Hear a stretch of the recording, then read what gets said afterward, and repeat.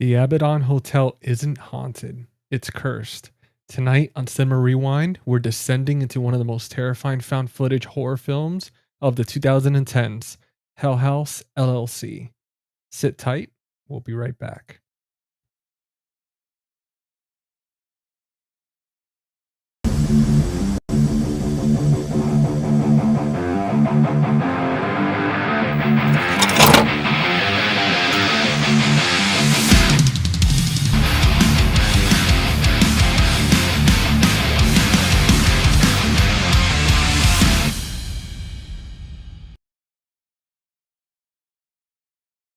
All right, guys, welcome back to Cinema Rewind, the series where we rewind the films that terrified us, thrilled us, and shaped the way we experience cinema. Sorry, guys, tonight I can't speak. But I'm GC, the host of Face the Movies and the Friday Night Fright Night podcast. This is episode 18, and tonight we're heading into the haunted halls of Hell House LLC, a film that redefined the found footage horror and provided that sometimes the scariest stories are the ones we discover after the camera stops rolling. With me, as always, I've got my co-hosts Jordan from the Movie Den and Steven from After Hours Video. Let me get these studs out here so we can hang out tonight. And no guest tonight, guys. So it's just going to be us three and you guys watching. Hey. What's going on? What's happening, guys? What's up, guys? Steven, are you ready to venture into one of the most haunted hotels ever? I've got a one-way ticket for the Abaddon Hotel. Hell yeah. I just saw your message, by the way, Stary. I swear, guys, like with these things like take forever sometimes. Like there's this lag with these streams. So I'll just stare at the screen. I'm like, all right, I feel like I'm in one of those basketball games and they point the camera at me.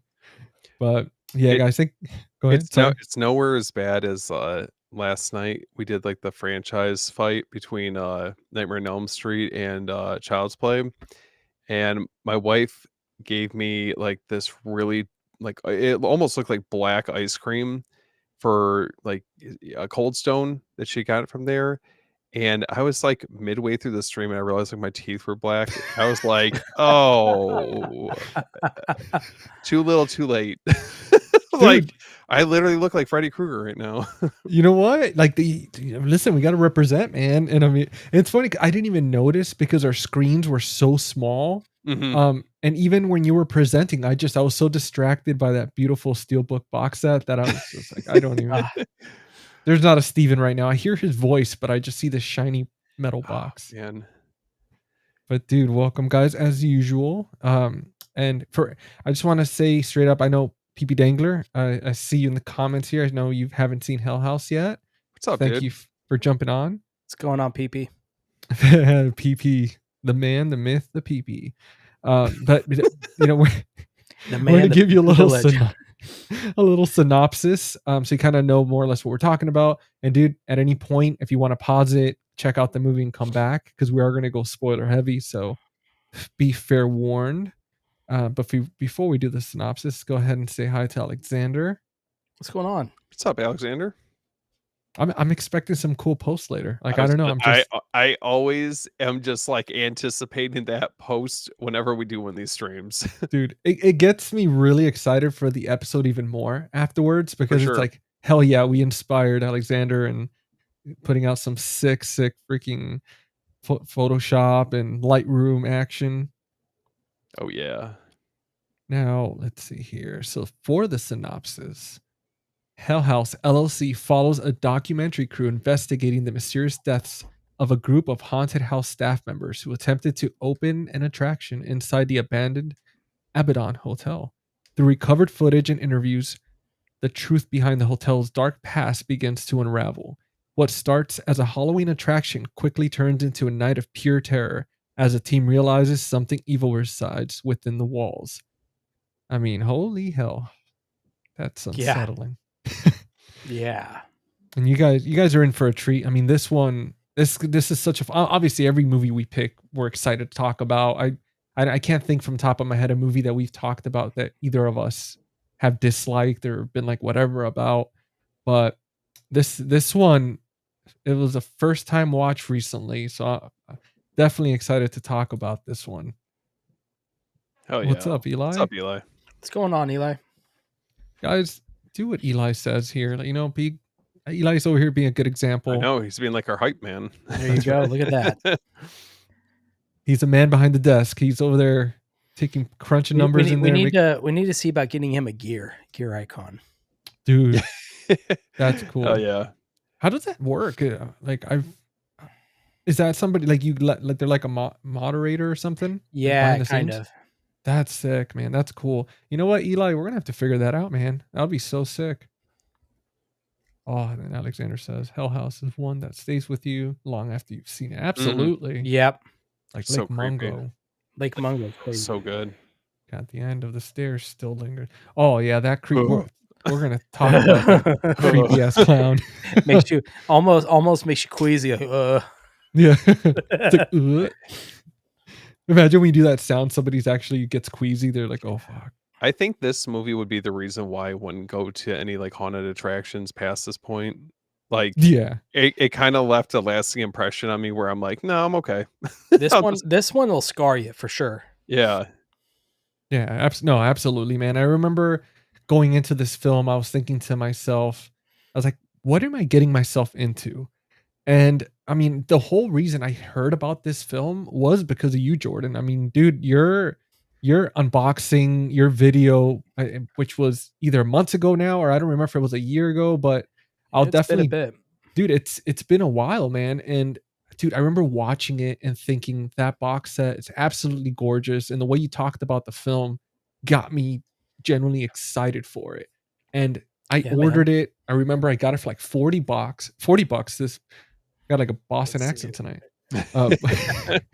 40 $40. Damn it, guys.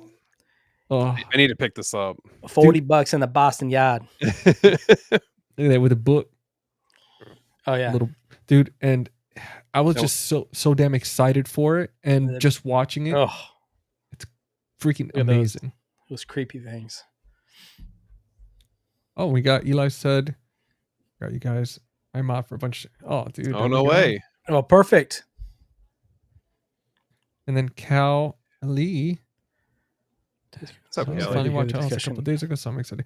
Dude, oh, hell yeah. I feel like it's Ellie. I want to say it right. I just don't want to mess that one up. Kal-El. It reminds me of like Kal-El from like Superman. Yeah. But I know, Steven, you and I, this was our first little venture with this film recently. I know, Jordan, obviously you've seen it before, so that's why you recommended it. Yeah. But guys, Jordan, we'll start us off, man. Like on your journey to discovering this film, dude, like how'd you find out about it? What was your first thoughts after watching this film, or even just like the first half an hour? Like, what were you thinking? Yeah. So when I first heard of this film, ironically was when Umbrella announced that they were I was kind of late to the game with these movies when Umbrella announced they're going to be doing this.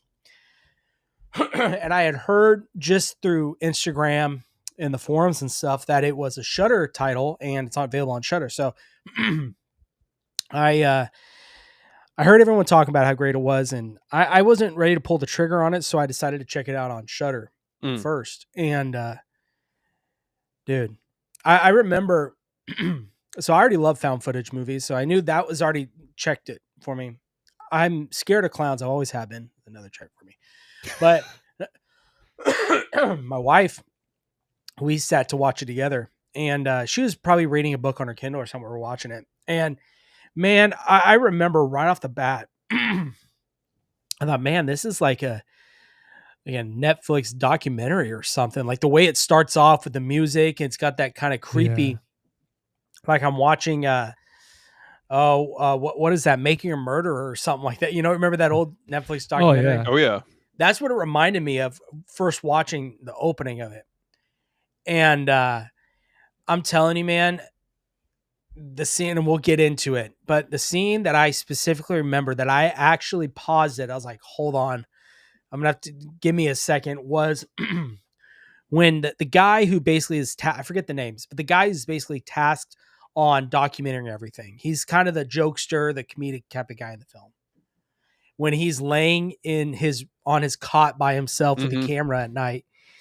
And Dude. he's just talking, and he looks, and there's a girl or a woman just sitting against the wall, just sitting there, and he freaks out, pans it back to himself, and he looks over, and she's crawling closer. Dude, and not even that. I mean, yeah, that's like one of the scariest moments. One of, but even when the girl, the main guy's like girlfriend that tags along with him, Yeah. even when he's sitting there, I don't remember her name, but he's sitting there, Sarah, and he goes, Yeah. He turns around and goes, Sarah, and she's just standing. And goes, "What's up?" And he goes, "Okay, that's weird," but even that little bit, just man. Dude, it got me. So I'm sure, I mean, dude, I know you're big on featurettes, booklets and everything, but just in case, even if you didn't get a chance to get on that, dude, and for anybody else that's seen the film, so a lot of those scares, majority of them weren't planned. So those were genuine like scares. Like the actors had no idea whatsoever. And I think, I'm gonna bring up your favorite movie, Jordan, As Above, So Below. But and it always comes back to this. It always comes back. But I mean, that's the same thing. It reminded me immediately when I was watching like the making of it and all that stuff. I was like, dude, that's the second movie where they use that strategy where it's like, let's scare them like for real instead of just making it up. And dude, after I found that out, I was like, it makes sense because dude, they looked genuinely freaking creeped out. Yeah. Two, I mean, even the first time they come across that hotel is all genuine. Like they didn't tell them what the hotel was going to look like. They didn't say anything. Just said, okay, you're going to drive down this road. You're going to hang a right and you'll see it.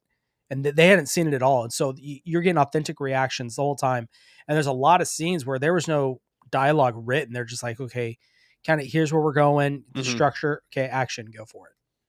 Dude. Yeah. No, it's so damn creative.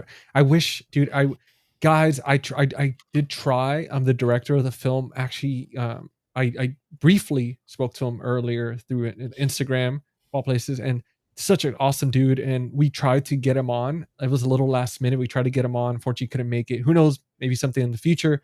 But that would have been awesome to ask him about that inspiration behind that. Because, dude, it'd be cool to do like a franchise, just dedicated on the whole franchise itself, and get him on. Yeah. I think that'd be sweet. Dude, that would be incredible, man. Oh, yeah, absolutely. No, after watching this movie, Alexander, I thought to myself, you know what? Maybe this Halloween, I might sit this one out. Haunt's another great one, too. I still need to check that out. Yeah, I haven't seen that one. First time hearing about it. Now, when you guys watched this, did you watch the theatrical or the director's cut? I watched the director's cut. I didn't know there was a director's cut, so I watched. Yeah, man. So on this, if you go into the special features of the first disc, there's the director's cut. You can watch it on the special features on this. So it's on here. How much of a difference was it? They had a few different scares. Okay. There's I want to say there's a scene near the end. They extend a little bit when they reveal down in the basement. When those hooded figures show up, I think that's a little longer. There's a couple more things in there. Yeah. Dude, when I went through the settings and I saw that, I was like, you gotta be shitting me. I was like, of course. I literally just finished the movie and now I find a director's cut.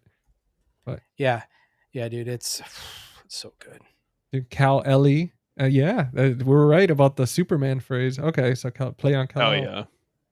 We got the other Steven. What's up, man? Steven? What's up, man? Guys, and I got a special guest on here in the chat. So I've known this dude since we're like 15 years old. Best friend since high school. And he's in here. And his name's Adrian. So what's up, Adrian? Thanks for watching. What's up, Adrian? What's going on, Adrian? He was doing a Cartman from South Park. Yeah. He's like, respect my authority. Dude, that is awesome, man. Let's say Alexander's saying you can always do Hell House LLC 2.0 with the direct. That would be sick. Talk about director's cut. Dude, it's definitely a movie that I feel like within the last decade, I mean, this is definitely up there as far as found footage movies go. And I mean, my first watch on this, it was really unsettling. I'm not gonna lie. Like I afterwards turned it off and it kind of sits with you. How did you watch it like full blown dark room? Did you watch it alone or with your wife? I watched it by myself, and I was up late. I was watching it, and it was, I've obviously seen found footage movies before, but this is definitely in the right setting. Yeah. I'm kind of surprised no other movie has done this before, because it's such like a um like the perfect aesthetic for something to already be creepy. We know haunted attractions are supposed to be scary, but when you throw in, haunted attraction that basically is like cursed, and there's like malevolent spirits and damn near demonic clowns, like it's fucking scary. Like, Oh, dude, they like open a portal to hell. I mean, they yeah, they are Yeah. demonic. Dude, yeah, I loved how grounded it is too, for the most part. Like, oh, it was like strictly like, yeah, it's haunted and there's like this whole ritual stuff and everything going on, but it's not something where it's like, that would never happen. Like it felt very like, oh shit, like if you go to the right town and you find the right abandoned place, you never Mhm. know what's in that basement. Well, I think it edges perfectly on the edge of, there's a lot of that we could see happening, but it Yeah. edges a little bit on that supernatural, which Yeah. arguably some people would say is real too. Mhm. That it seemed like something like this could definitely happen. Oh, yeah. Similar, yeah. You know. Dude, it's such a damn creepy movie. Like I watched, so the first one I was watching it during the day, so it was fine. Mm-mm. But then I was watching. I've only seen the first one and the second one. Mm. And dude, I was watching the sequel yesterday, and it was already like dark and stuff. And I realized halfway through the movie, my room was pitch black, and I'm just sitting there, and the creepy scene with the clown starts happening, and I remember I started looking around, like, dude, this feels very unsettling. Like this feels very wrong right now watching this. Yeah. But that's how I knew. I was like, damn, this is, for a movie to give me the creeps like that. It's well done, man. That's when you know they're doing something right. I think Yeah. for all of us, for the amount of horror movies that we've watched and just movies in general, I feel like that there's very, very few that get under your skin, and this was definitely one of them. I know, I think we had mentioned earlier with like Lake Mungo. Lake Mungo is another one that I think is Yeah. like so damn effective. I know that's Yeah. been a little bit since that came out, but yeah, definitely one of the staples in found footage. Oh, absolutely. And Cal Ellie. I just got, damn it, I gotta keep practicing Cal Ellie. Yeah, as far as for that set, I don't think it's impossible. I'm assuming they still have it on there. Oh, well, No, there you go. I just put it there. It is still available on their website. You can get right now. Oh, sweet. And if you look on there, the next time Umbrella has a sale, you might get lucky, because again, I paid $40 for mine, and I think I paid $45 for the Terrifier box set at the time for the 4Ks. So it's just really one of those, keep an eye out for it. And I mean, now with the holidays coming up, you never know if you'll find that sale, or Facebook Marketplace, places like that. But yeah, it's definitely worth it for the price. I might actually grab that and Lake Mungo. Dude, that Lake Yeah. Mungo group buy Lake right Mungo there. State is cool. Yeah. There we go. And Steven, I've only seen the second one. So far, I'm in love with the franchise. I think what they've done is fantastic. So that's where I'm at. But what about you guys? Steve, have you seen the other ones? I haven't. I've only seen the first one. So I've seen all of them except Lineage. So how I would rank them is like 1 and 4 are like neck and neck. Mm-hmm. Nice. I think So I've heard. the Carmichael Manor so it doesn't take place at the Abaddon Hotel. It takes place at the Carmichael Manor, but it's connected to the Tullys, which you get introduced to in this one. Mhm. Yeah. And then the second and third, it basically essentially follows another crew, comes in and tries to almost redo the same thing in a way. But it does continue on the story, of course. So I think they're good. 2 and 3 are good, but they don't touch 1 and 4. I think 1 and 4 are the best. And I did find out, like looking at the casts and stuff, ahead of time, that the cast members from the first one, they kind of trickle in. I mean, obviously you do see, I believe, 3 of them, if I'm not mistaken, on the second one, unless I missed one. And then some of the others kind of show up, I think, in the third and fourth, right, Jordan? You just got to watch. I don't want to Okay. spoil anything. Oh, okay. We're not talking about those movies, so you got to watch. That's right. Sorry, guys. Damn. Damn it. You know what? Even though I already spoiled the first one now. GC was trying to bait you, Jordan. Just set him up. He's a plant. No. But so guys, now even though we've already broken the ice, I do, we usually do this where we do a little fun icebreakers and all that. And these questions are so damn good that I want to go ahead and ask you guys. And also everybody watching, make sure to comment, let us know your answer as well. It's going to be a lot of fun. Hell yeah. But so let's start with this first one. Which would you rather explore at night? The Abaddon Hotel, the Overlook Hotel from The Shining, or Hill House from The Haunting of Hill House?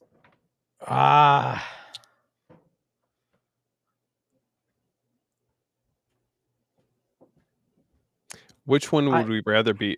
Which one would rather? Oh my god, I can't even talk. Would you rather explore? Oh, okay. I would do the Overlook Hotel, and the only reason I say that is I think it is scary because I think it's just huge, and you being alone in this massive like structure is scary. But I think a lot of the scary, what makes that film so put you on the edge is Kubrick's filming. The way he does his shots, his angles he chooses, everything is what adds to the scare factor of that movie. So personally, I would explore the Overlook Hotel. Dude, that's a bold choice, man. Because that's a creepy. I mean, they're all freaking screwed, Hill House, that place. Yeah. No, there'd be no way I go to the Abaddon Hotel though. Yeah, no, dude, absolutely. What about you, Steven? I feel like there'd be a realistic shot that you'd be able to get out of the Overlook Hotel. I mean, Abaddon, I feel like you're fucked. like you're there, right? And it's just like your fate's basically sealed.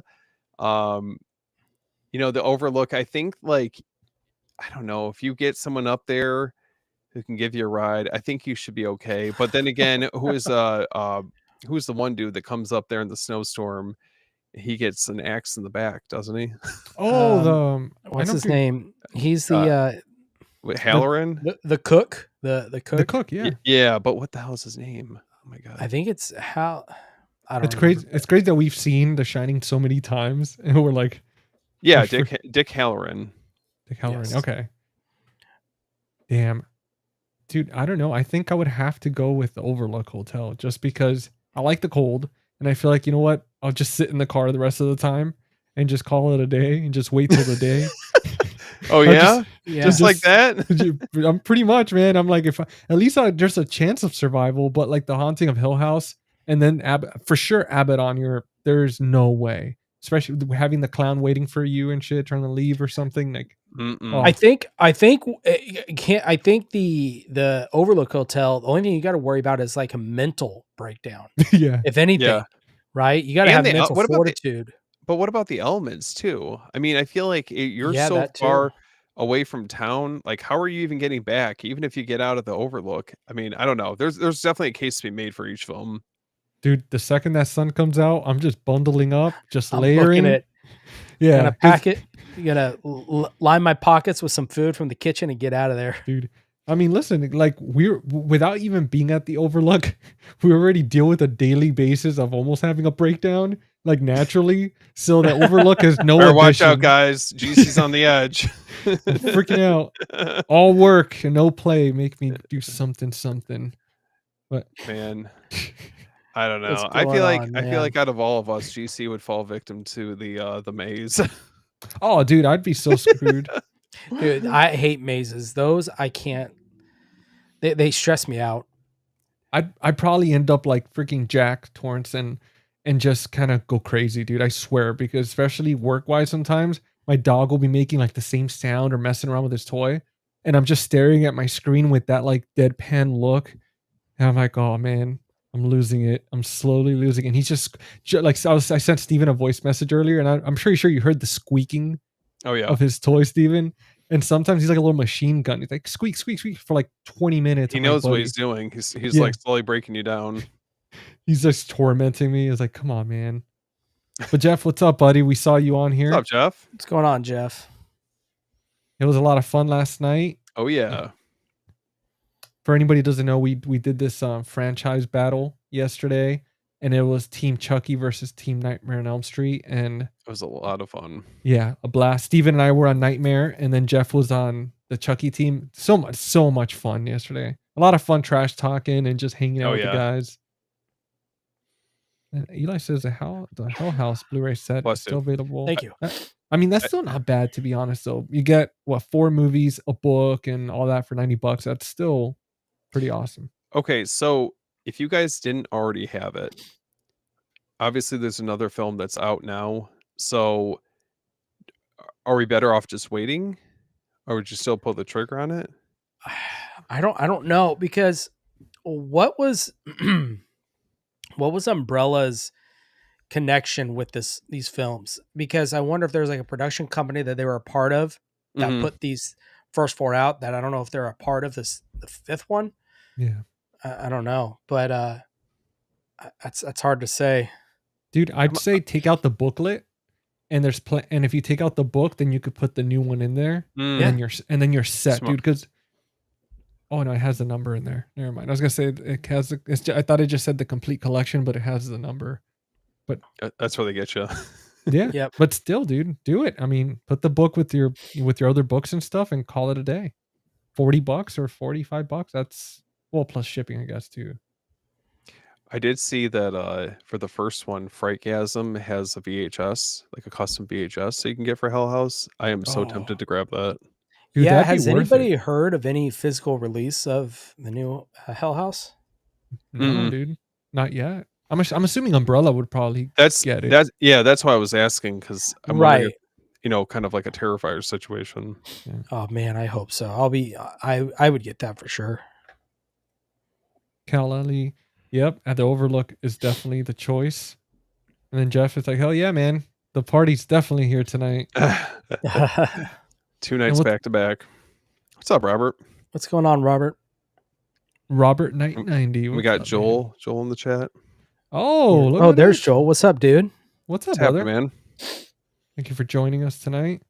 Oh yeah, definitely a fun stream last night. I thought it was interesting, just some of the influences that Cognetti had on this film. So he's got the Blair Witch Project, Paranormal Activity, and Lake Mungo as some of the ones that he felt like were heavily influential on it. And then also mentioned The House is October Built, The Fun House, Poltergeist, and Amityville Horror.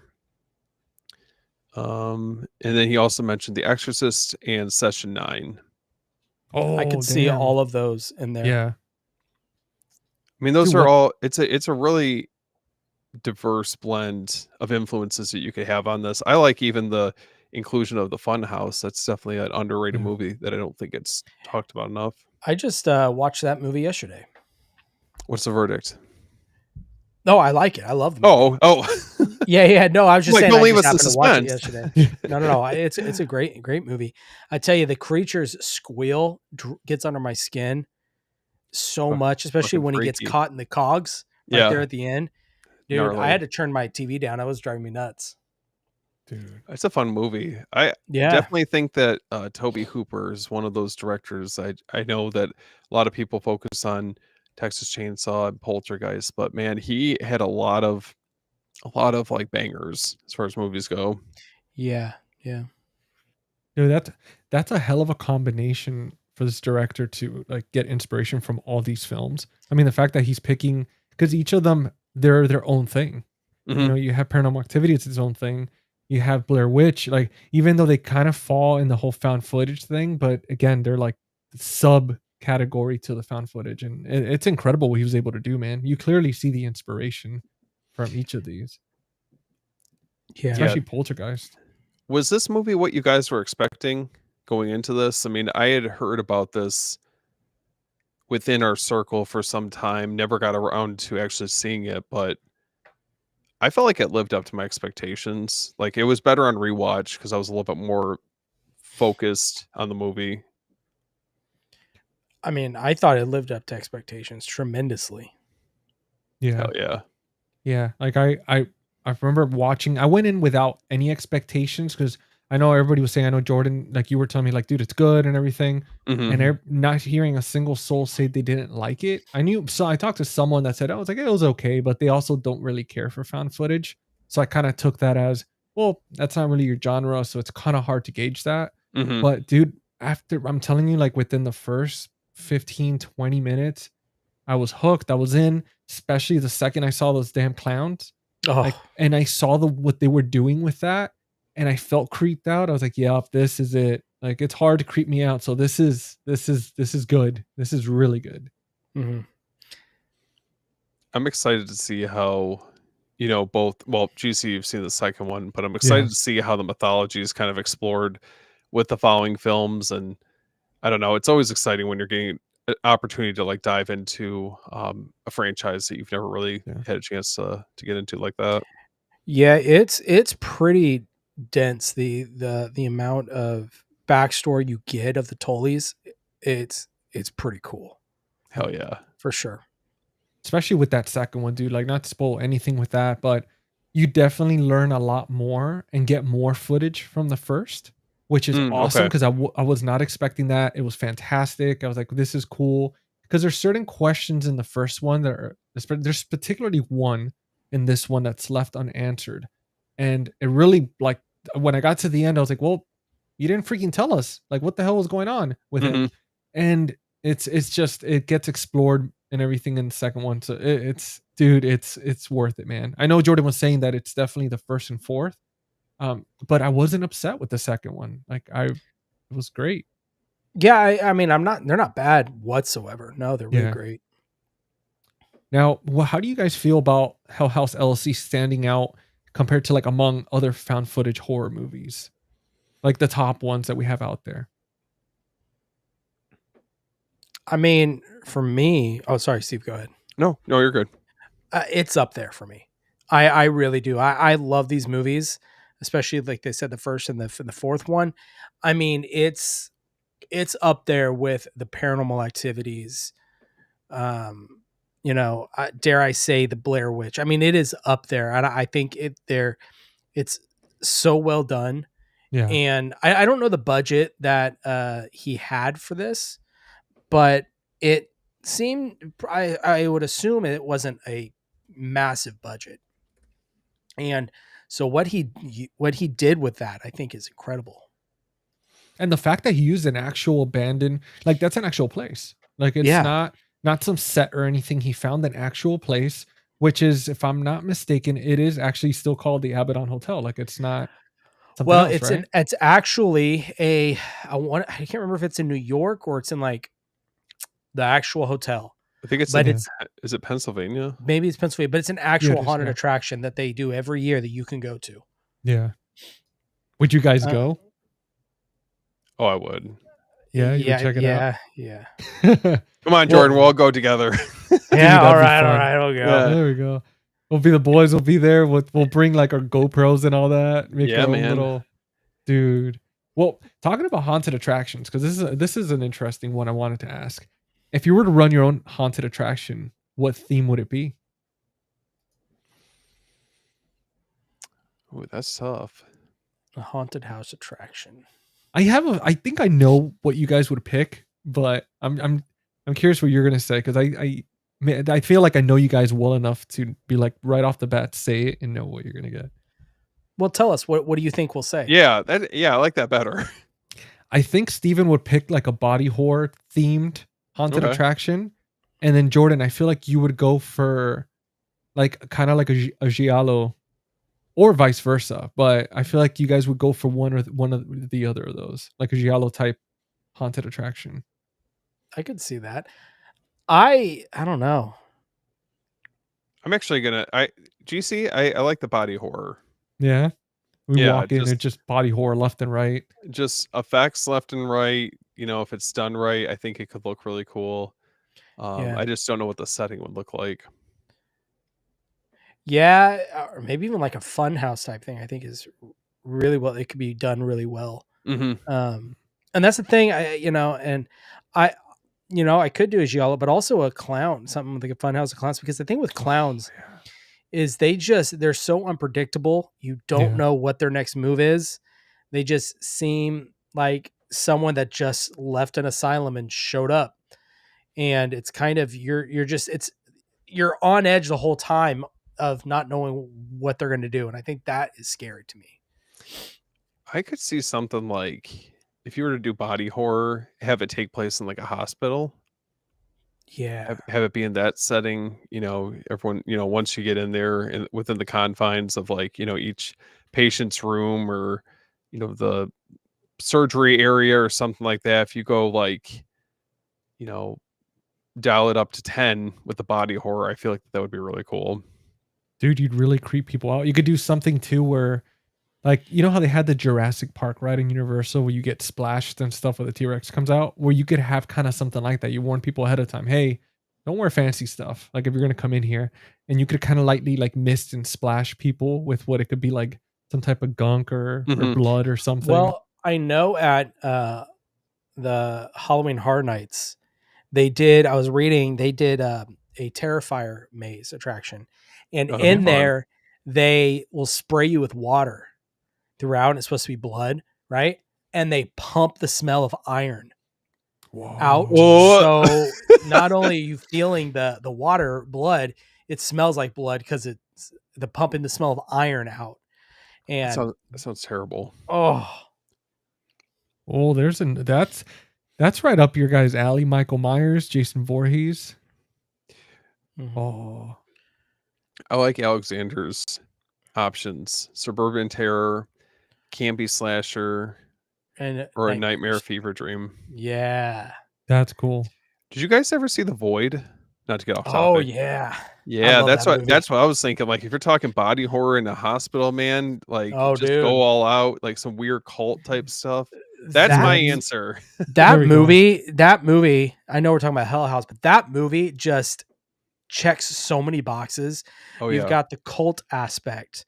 You've got the body horror. It almost has a H.P. Lovecraft type feel to it. Oh, big time. I mean, it's so good. That feels very like John Carpenter-esque. Yeah, we need a Second Sight. We need them to release that. That feels like a Second Sight release. Give us that and The Fly, please. Oh yeah. Oh, The Fly. Actually, Adrian was asking too, because we're quickly talking about body horror, but what would you guys rate between the original Thing and then the prequel, the new one?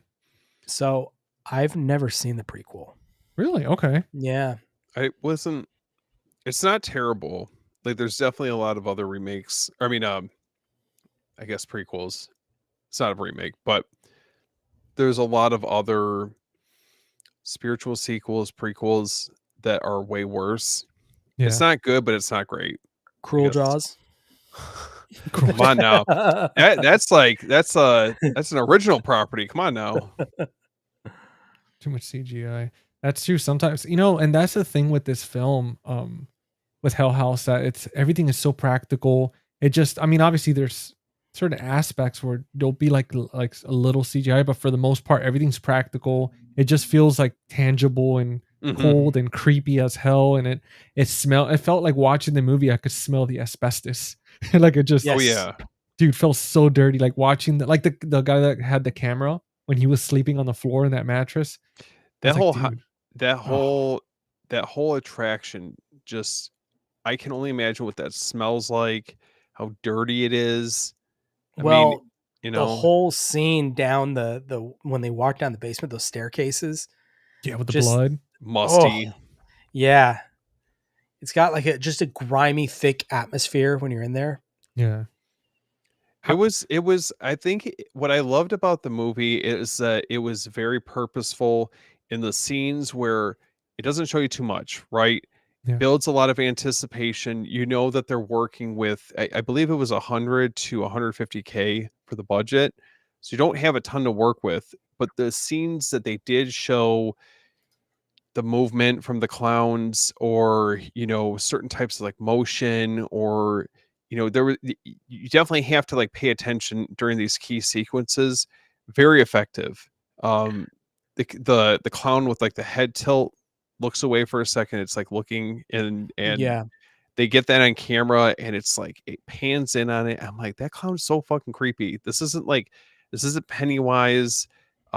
This is even fucking Art the Clown. I think this one is way creepier. Oh, for sure. I was looking it up, Steve. This movie It was a budget of $25,000. 25. Wow, Why was I Yeah, think it was more than that? I don't know, but dude, what to build they a what they were able to do with 25,000, oh no, come dude, on now, that's good. he built a franchise essentially like Mhm. with one like, dude. I mean, and the fact too that this movie it's very like it has that realism and that dread without overusing like jump scares. Hmm. Like it just builds that tension. I mean, with Mhm. the clown just like there was this one scene where it looked like and again, like Steven, you were saying, if you have to pay attention with this because you will miss it. But when you're really immersed in this film and the camera's turning to certain hallways, there's certain moments where there's just a figure standing there Yeah. and then the person turns back the camera slowly and he's like, what the hell? And either they're there or they're gone. But the way they did that, it was just Mhm. so not cheesy. It was just very unsettling. We all get that feeling, sometimes, in the middle of the night, you wake up, you're half asleep, and you turn over, you're like, did I just see something from a corner of my eye?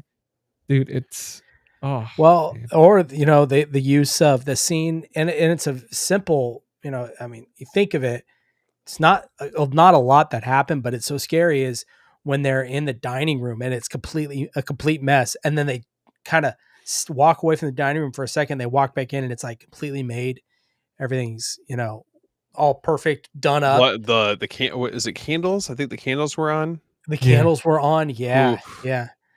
With the book. Yeah, yeah. Oh, dude. You guys got me wanting to watch the second one before I go to bed. Dude, Oh, do it, you man. should. Do it.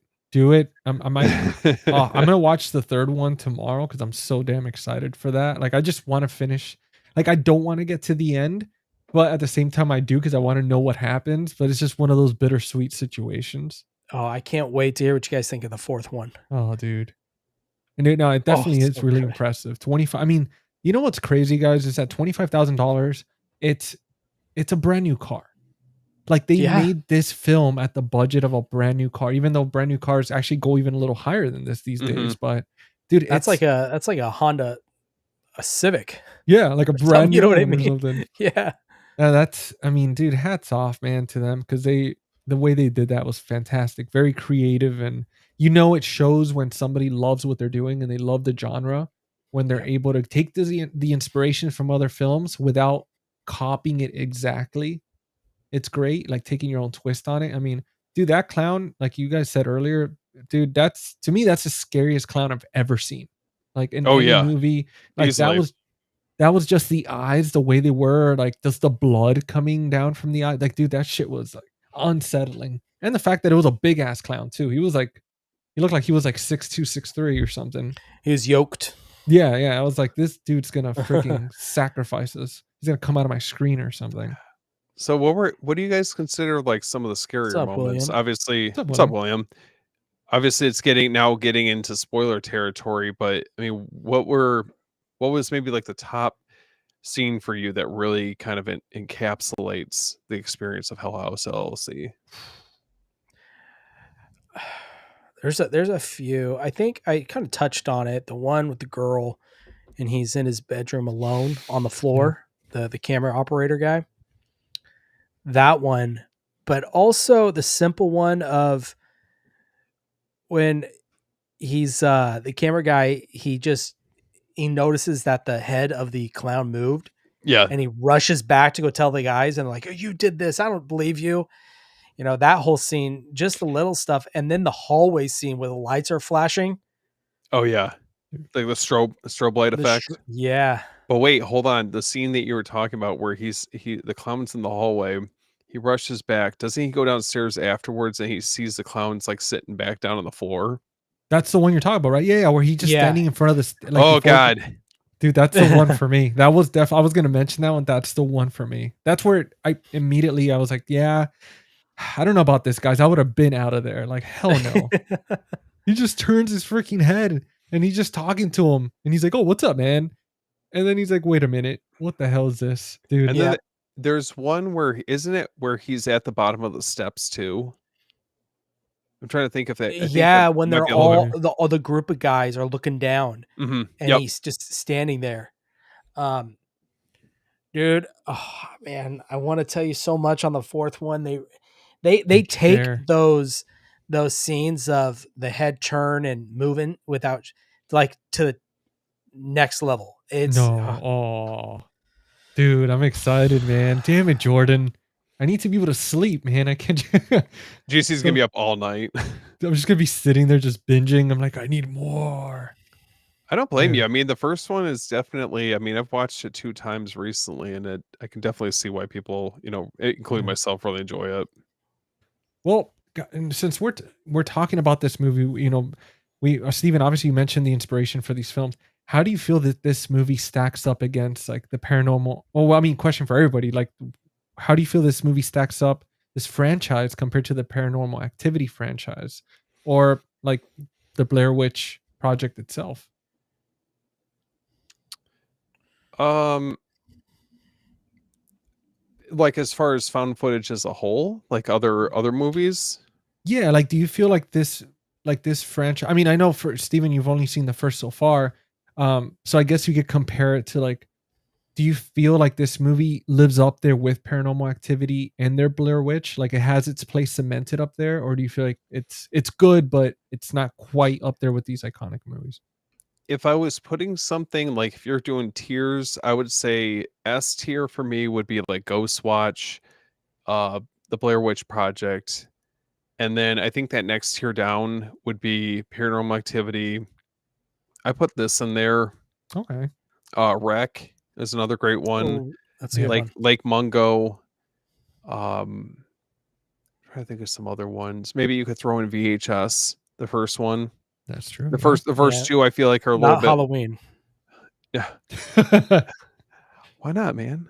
Did you watch it? I did.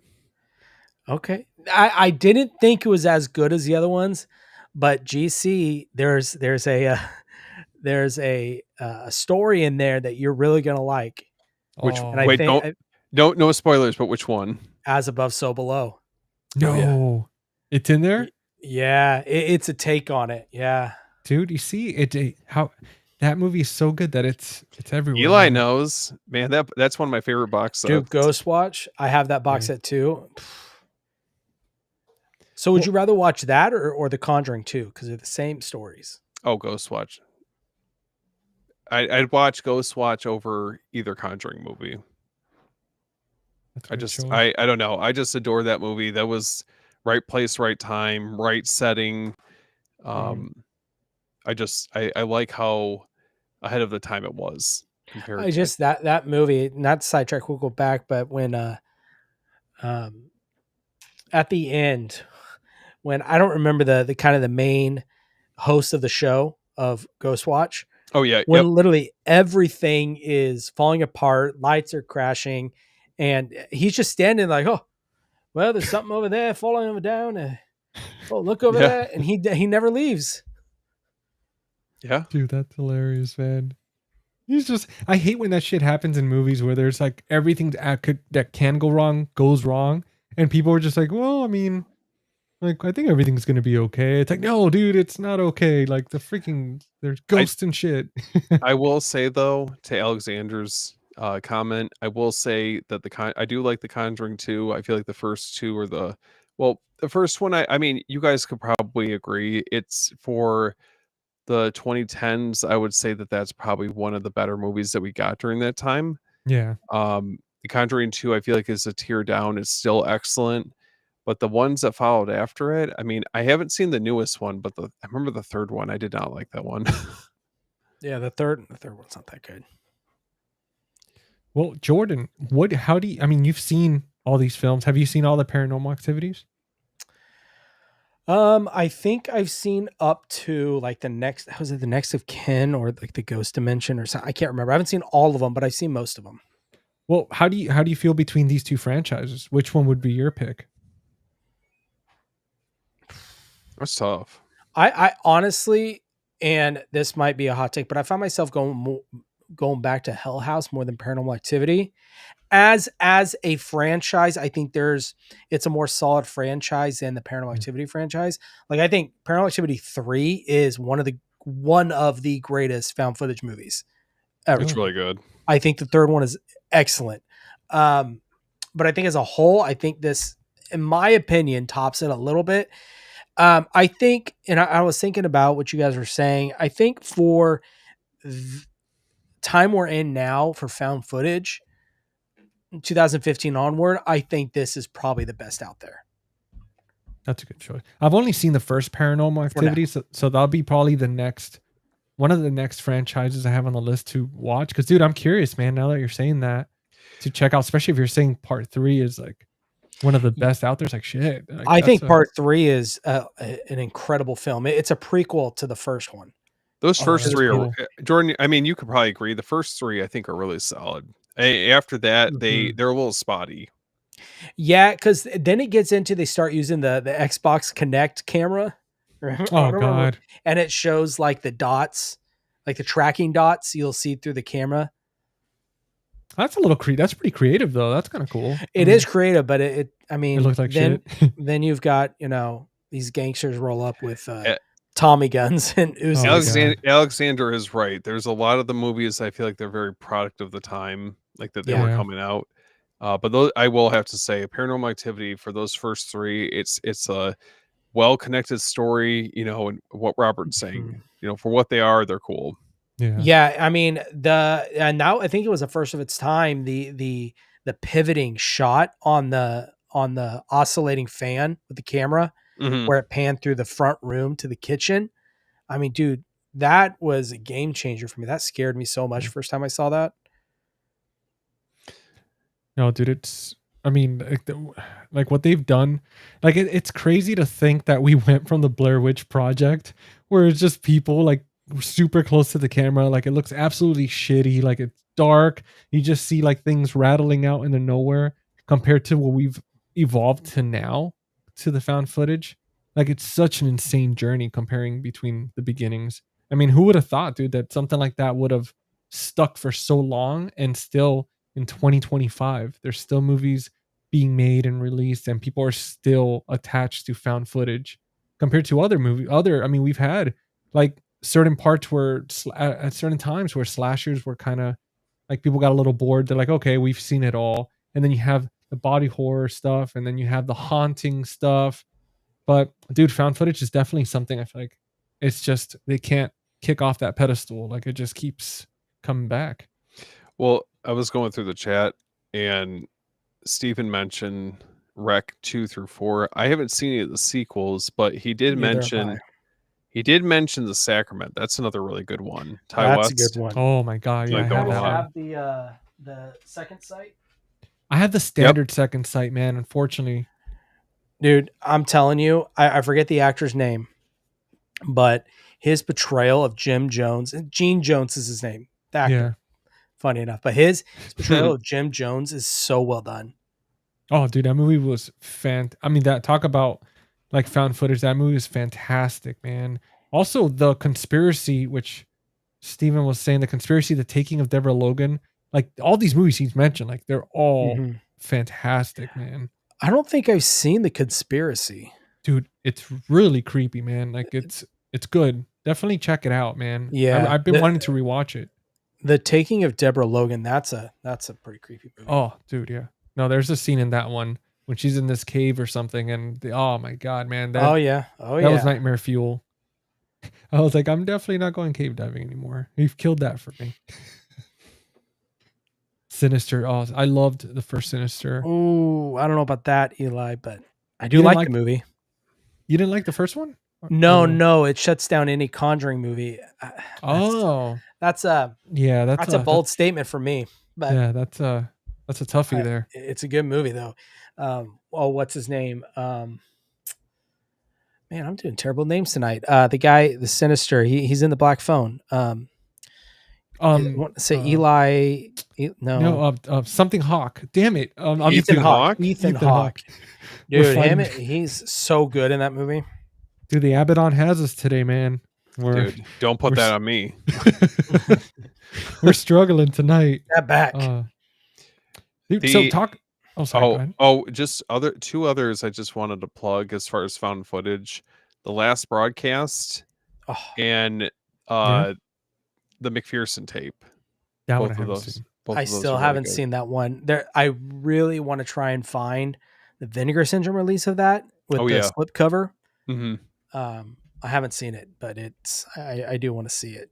I heard the Pugsy. I think that's what's called Pugsy tapes. I haven't seen that one, but I heard it's really The good. Poughkeepsie tapes. Poughkeepsie. There we go. Poughkeepsie. Pugsy. It's just a bunch of I'm sorry. pugs. The Poughkeepsie JC tapes. orders the wrong one.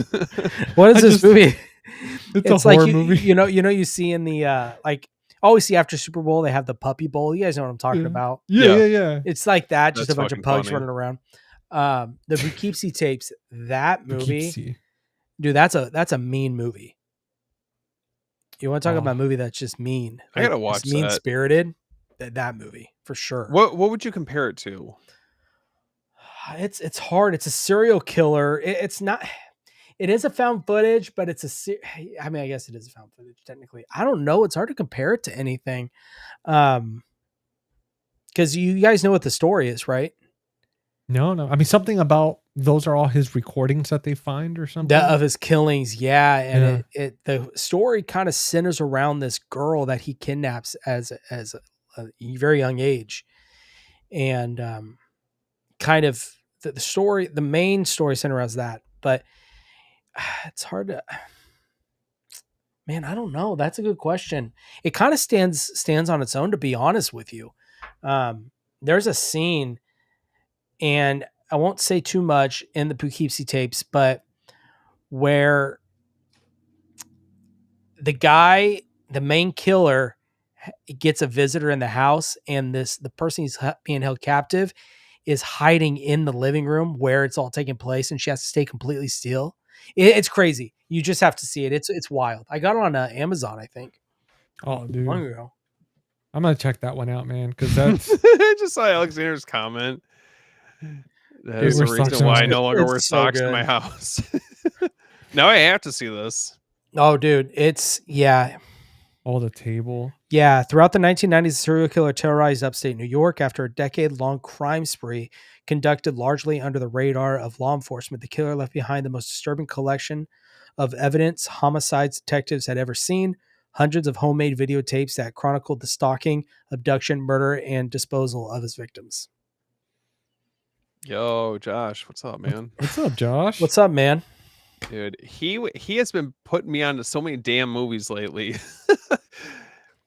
Dude, I know he was talking about Hell House, and there's like a bunch of other movies I've been checking out that he's recommended. Josh, you gotta. We need to get you on here as a guest, man. That'd be so Yeah, awesome man. to hang out. That'd be cool. That Creep does count. I Yeah, think that's another good one. Yep, Creep that's is another good. one. Where would you guys rate that, like compared to some of the other ones that we talked about? Because I don't know if I would consider that like quite as high. It's fun, right? But Mhm. I agree with you. I think it is. It's a fun movie. It's an interesting concept, Yeah. and I think it's really cool that they continued on with the creep tapes. on a scale of 1 to Peach Fuzz, what are you thinking?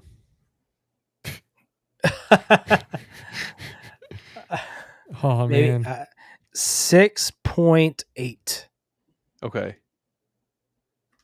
Dude. I gotta. that's a- And how many other? There's just one other movie. I think there's a second creep, if I remember correctly. yeah, there's a 2 and then the show, I think. I'll have to check that out. I still Yeah, gotta kinda- watch. So I gotta watch that, and then I also gotta go through and watch the rest of the Hell House You movies. need to watch this. Damn it! Well, Alexander. Well, after you watch all the Hell House movies, then we'll revisit. You know what? Maybe we could do an episode on the Poughkeepsie. It sounds so fancy. Poughkeepsie. Poughkeepsie. It sounds so fancy. It's like It's a place in New York. The Poughkeepsie tapes. Oh, okay. Yeah, we'll definitely have to do an episode on that one before spooky season ends, so that way we could get everybody all excited for the holidays and stuff. But Or dude, scared. or scared, scared shitless. It's like, you know what? I don't want to. I don't want to have anybody over. I just want to lock my doors and just Yep, stay in. That's it. Dude, so we were talking about actors earlier. We're talking about actors like Ethan Hawke and all that.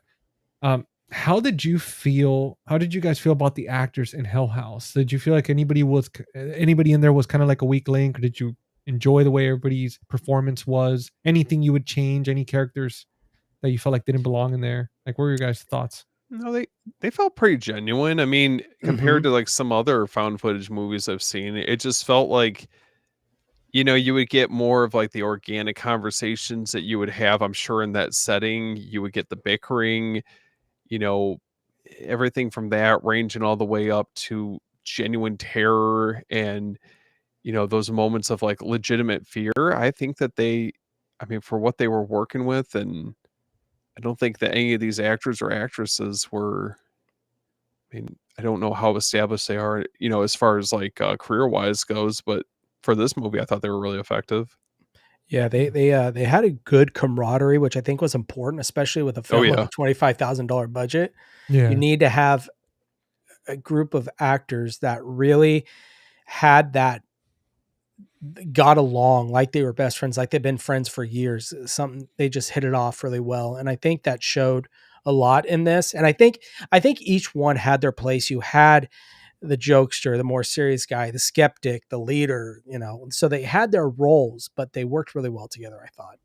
Yeah, the recipe was there for sure. Like as far as for Mhm. establishing what role each character plays and all that, like the hierarchy.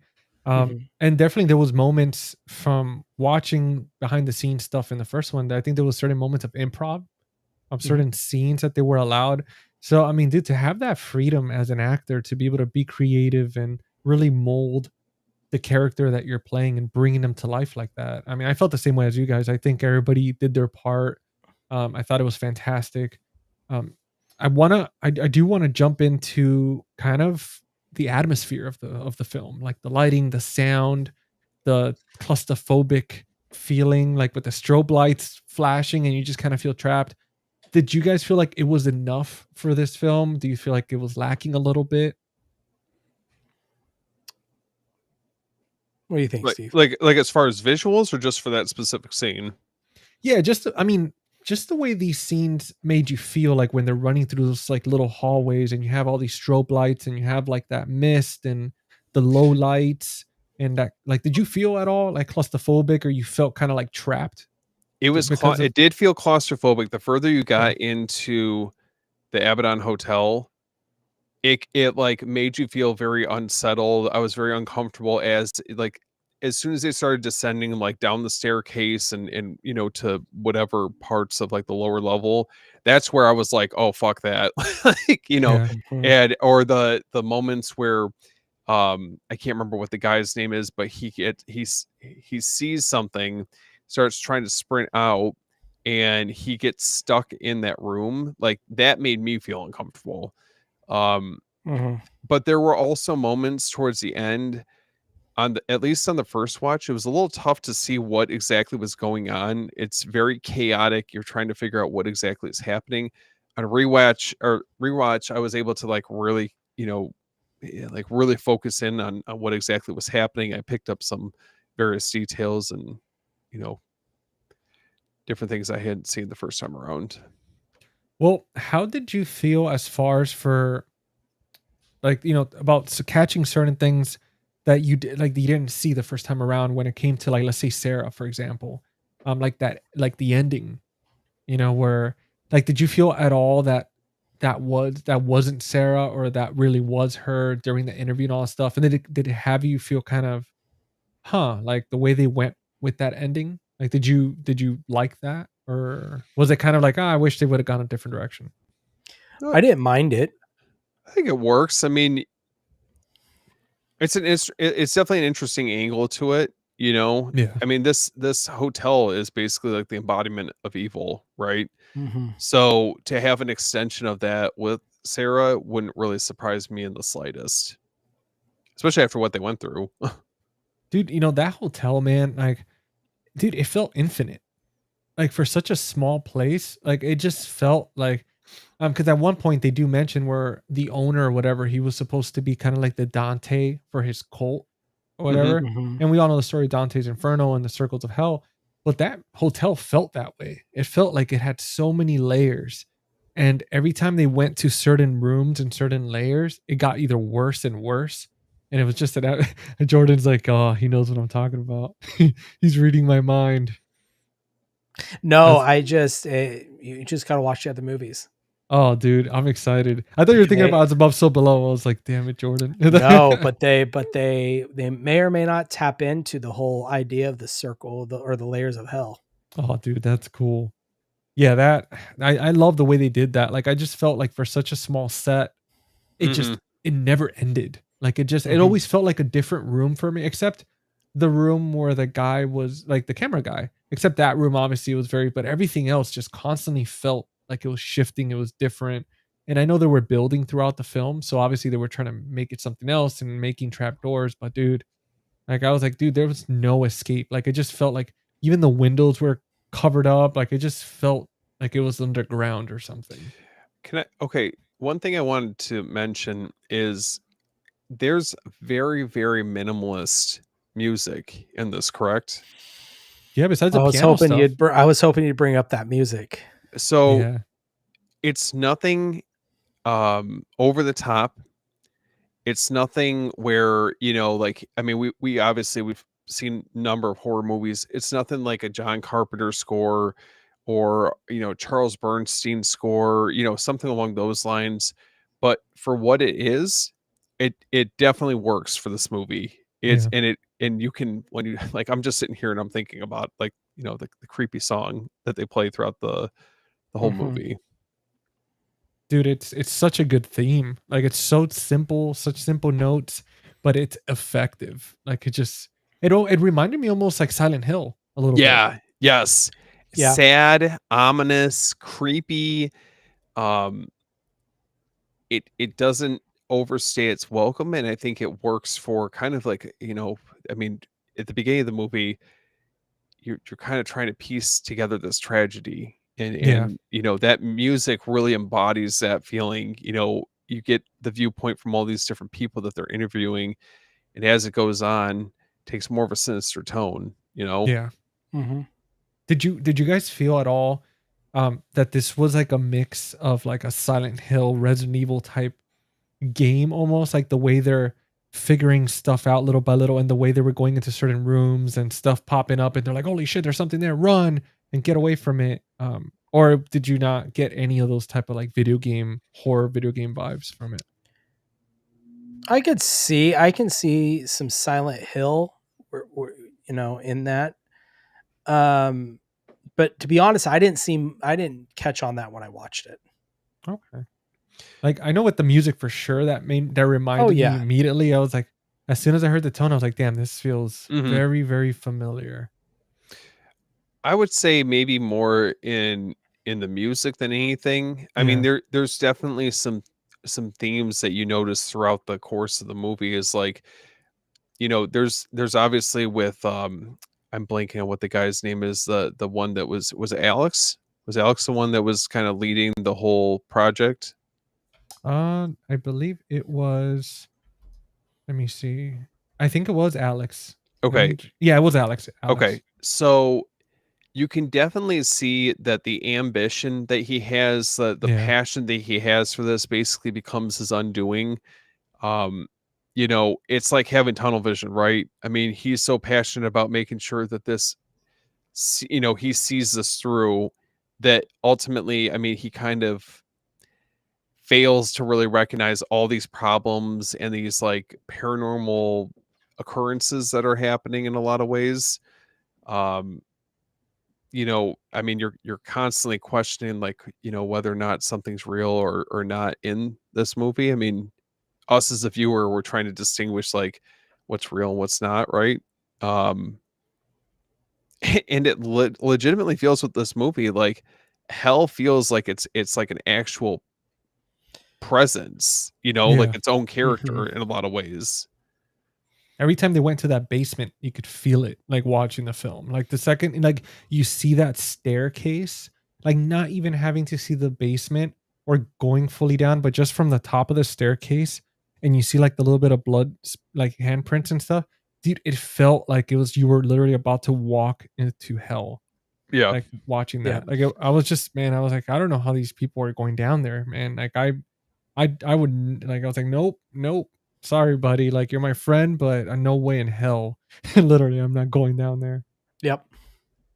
Did you because Steven now, man, dude, now that you brought that up about like Alex's over like ambition and like just no matter everything falling apart, he's still staying kind of laser focused on this goal. Dude, I am so excited for you to watch the second one. I was gonna say because Well, it's hard, man. I know. it dives into that exact thing. Yeah. of It's why he's so ambitious. oh, dude, like it pissed me off watching this movie because like seeing him do that and with everything, and I was like, why are you doing this? Like there has to be a logical reason. No way you're this like thick-headed or like an asshole that you're just letting shit happen to your friends, especially when you're seeing certain things. Mhm. But Well, dude, and they point that out though. They talk about how, everyone was basically loyal to a fault with yeah. him, with Sarah and the rest of the crew that was there to help him get this started. And um even when you get to the opening night and you see, they're pointing out like the line outside of the attraction, that it's not going to end well for anyone that's, going to be actually stepping foot in there. Oh, dude, absolutely, man. Like, I mean, right off the bat, it already felt like, especially, what was crazy to me was like when they started having those technical malfunctions, where obviously, like certain technical malfunctions happen, and if there's thick enough concrete, certain signals can't go through, blah blah blah. But when there's very obvious things happening that's kind of keep them from communicating and shit, and they're still not like, oh, we should probably like pause this or shut this down, but they're like, no, let's just keep it going, let's bring people in, even though we can't Mhm. communicate with one of our guys on the ground. And um dude, that scene, that the scene in the basement, because I wanted to talk about the dude in the clown suit, right, the guy that they Mhm, hired to be the mhm. muscle, and how he Yeah. just straight up runs Oh, out when he sees that that. cracked me. He's like, nope, gone. Dude, that dude dark, and like the way he ran by people, where he was like almost like crouching, like Well, he like looked like a linebacker like yeah, running through like people. It was, yeah. dude, I was just like the way his reaction was, like she was like help, and he literally Yeah. looks back and goes nope, like he doesn't say it, but you feel it. He's like nope, and just darts it out of there. He Dude, was a that smart was one. dude. What would you guys have done in that situation? Would you have tried to help the girl, or would you would have done the same and just been like nope? That's hard to say. I don't know. I mean, I felt the worst for her because wasn't she chained up when Yeah, everything Yeah, what was can you going do? down? What Like, can you yeah. do? if we don't have the key, I don't know what to tell you. Like, I'm not trying to, There's no you hard know, feelings, but I gotta yeah, bounce. Yeah. yeah, I'm good. I'm not trying to get sucked into a portal to hell. Like Dude, either you go or we both go. So Yeah, I gotta go tell. I gotta survive so I can let the others know what happened yeah. here. yeah. Someone has to survive to, be able to tell the tale. Dude, I felt bad for that girl. She was the nicest person, and like she's like they're half naked and stuff, and it gets taken to the depths of hell. It's like you gotta be kidding me. The Like, part where they're in like it feels like they're like on the casting couch, yeah, but dude. they she's like, "Why are you filming me?" Yeah. He's like, shh, Yeah, let it happen. Mhm. It's like, oh yeah. God, why does this look familiar? I'm like, "You guys are making this really uncomfortable for her." Yeah. No, the way even in the beginning when they show up and they're all standing there and this guy's being like creepy as hell, Oh and he's yeah. just zooming into her and she sees it, but she's kind of like smiling. She kind of likes it, but she's like, oh, what the hell's happening? Dude, that That's was. funny. And then Alex the whole time he's like, stop it. He's like, stop messing around, man. And this Yeah. is Was that? Oh, serious. Paul was his name. Paul, yeah. Dude, he's a little creepy, little creeper. Yeah, dude. But he was funny as shit, man. Like honestly, like Yeah. the dude was funny. It sucked his demise. I mean, getting it's almost like a kind of like a karma, so to speak. Like right, like Yeah. he was obsessed with like meeting a chick and hooking up and this and that, and then his demise is some demon haunted chick that jumps on his bed with him and Yeah. takes over. But Was so now hold on. I'm trying to remember because there's the scene where is he like he's just laying in the bed, right? Like they come to check in on him and he's just like lifeless at that point. I think it was essentially it was just kind of no, the he was in the way I basement. think. Well, they found him in the basement, but then he Yeah. was up. It was the morning of the night that they were going to do the grand opening, and they went and Yeah. said, "Hey, Paul, are you going to get up?" And he just was not responding. Yeah. It's like basically when the hotel has a hold on him. Yeah. So creepy. Dude, I didn't understand when they found him in that basement and he's just unresponsive and they have to like get him upstairs and stuff. It's like, did anybody at one point be like, okay, he's not joking? Like, it's been 4 hours and he just hasn't blinked and he's just like sitting there. Well, I think the whole time they just really just believed that the whole time he was just playing a prank on them. Like, Yeah. they just didn't believe him. Dude, So he that was must. Oh, go ahead. Go ahead. Sorry. No. I was just gonna basically say the same thing. Like was their thing the whole time. Dude, he must have freaking played some crazy pranks back in the day for them to be like, yeah, I know. it's just Right. old So Paul. they were just questioning everything. He's like, oh, good old Paul. He'll snap out of it in like 9 or 12 hours. Like, he's fine. He's done this before. He's had his moments. Well, what was the scariest room for you guys in that house? The basement. Oh Really? yeah, man. Yeah, without a doubt. Dude, I felt like Paul's room really freaked me out, between like having that demon chick just sitting there, like the I forget her name, Sarah, coming in like that, just standing there all Mhm. crazy. Like, dude, I don't know. I felt like his room was creepy because there was there was only that entry and that's it. And it was just, at least the basement, I think, had the upstairs, it had the stairs to go upstairs and then some other door to get out or something. Yeah, I definitely have to. I feel like the basement. I mean, that's really where. I mean, you you like legitimately see some dark shit going on down there. Yeah. At one Yeah. point. Those freaking clowns. Oh, Well, Oh, how do you, those hooded figures. yeah. oh, Yep. dude, yeah. Well, how do you guys feel as far as because the director originally intended for this to be kind of like a short standalone film. Do you guys feel like if they didn't make any more of them and they just stuck with this first one, are you happy the way it ended? Do you feel like you learned enough of what was going on, or did it leave you with more questions? Kind of like in the movie, kind of like the show Lost type situation. I think it. I mean, I don't really have a lot to refer to just because I haven't watched all of them. But Yeah. as a standalone movie, I think it's great. If you were to just watch this on its own, I mean, it starts and ends, and not everything needs to be explained, and I'm okay with that. Yeah. Mm-hmm. I think it stands good on its own. It, like Steve said, it has a definite beginning, a definite conclusion, where it can be its own film, but clearly it's not, and they definitely expand on it. Yeah. Mhm. But yeah, I have no problem with it being its own film by itself. Yeah. No, I definitely noticed that, man. Like, it, like, even to the way they ended it, like, he ended it in a way that if they didn't have any other films, it's like, that's the way it is. Like, that's it. Like, unfortunately, curiosity killed the cat. They went in there and they were just freaking screwed, and that's it. But definitely loved the direction that he's gone so far. Again, Steven, dude, I cannot wait for you to watch that sequel so we could talk about it. Like, even we talk know. about it amongst ourselves, because like, I was very impressed. I was like, damn, this is it's hard, man. It's hard when movies don't, like, they don't do sequels justice, and they don't, they start off like 20 years later or something. It's like a whole different random people, and it's a whole it's its own thing.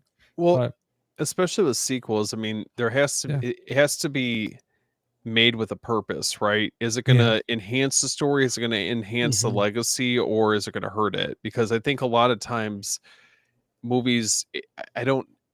I mean, maybe it's more from the financial sense, but there's times where I feel like the sequels or prequels or requels or remakes or whatever the case is, just it doesn't feel justified. The reason why we're getting them, and I'm Yeah. curious to see like how the rest of the franchises, as the films go on. But well, Jordan, since you've seen them all, and did you mention that you saw the new one as well, or you haven't seen it?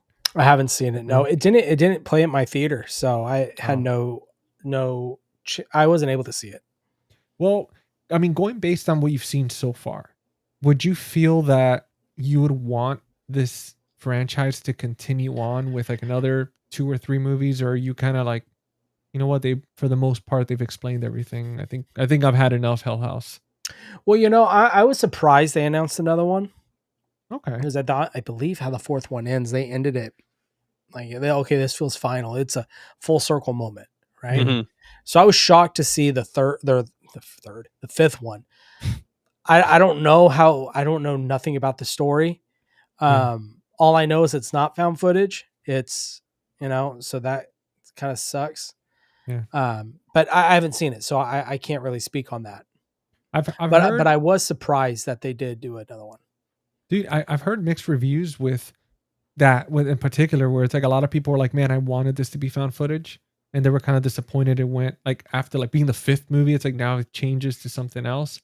So I'm curious to see how that affects the story and how it affects the immersion of the film. Because yeah, I mean, with this one, I definitely felt like I was watching somebody's recording the way they did it. Like, it was really good, and it wasn't Yeah. too shaky. How'd you guys feel about that?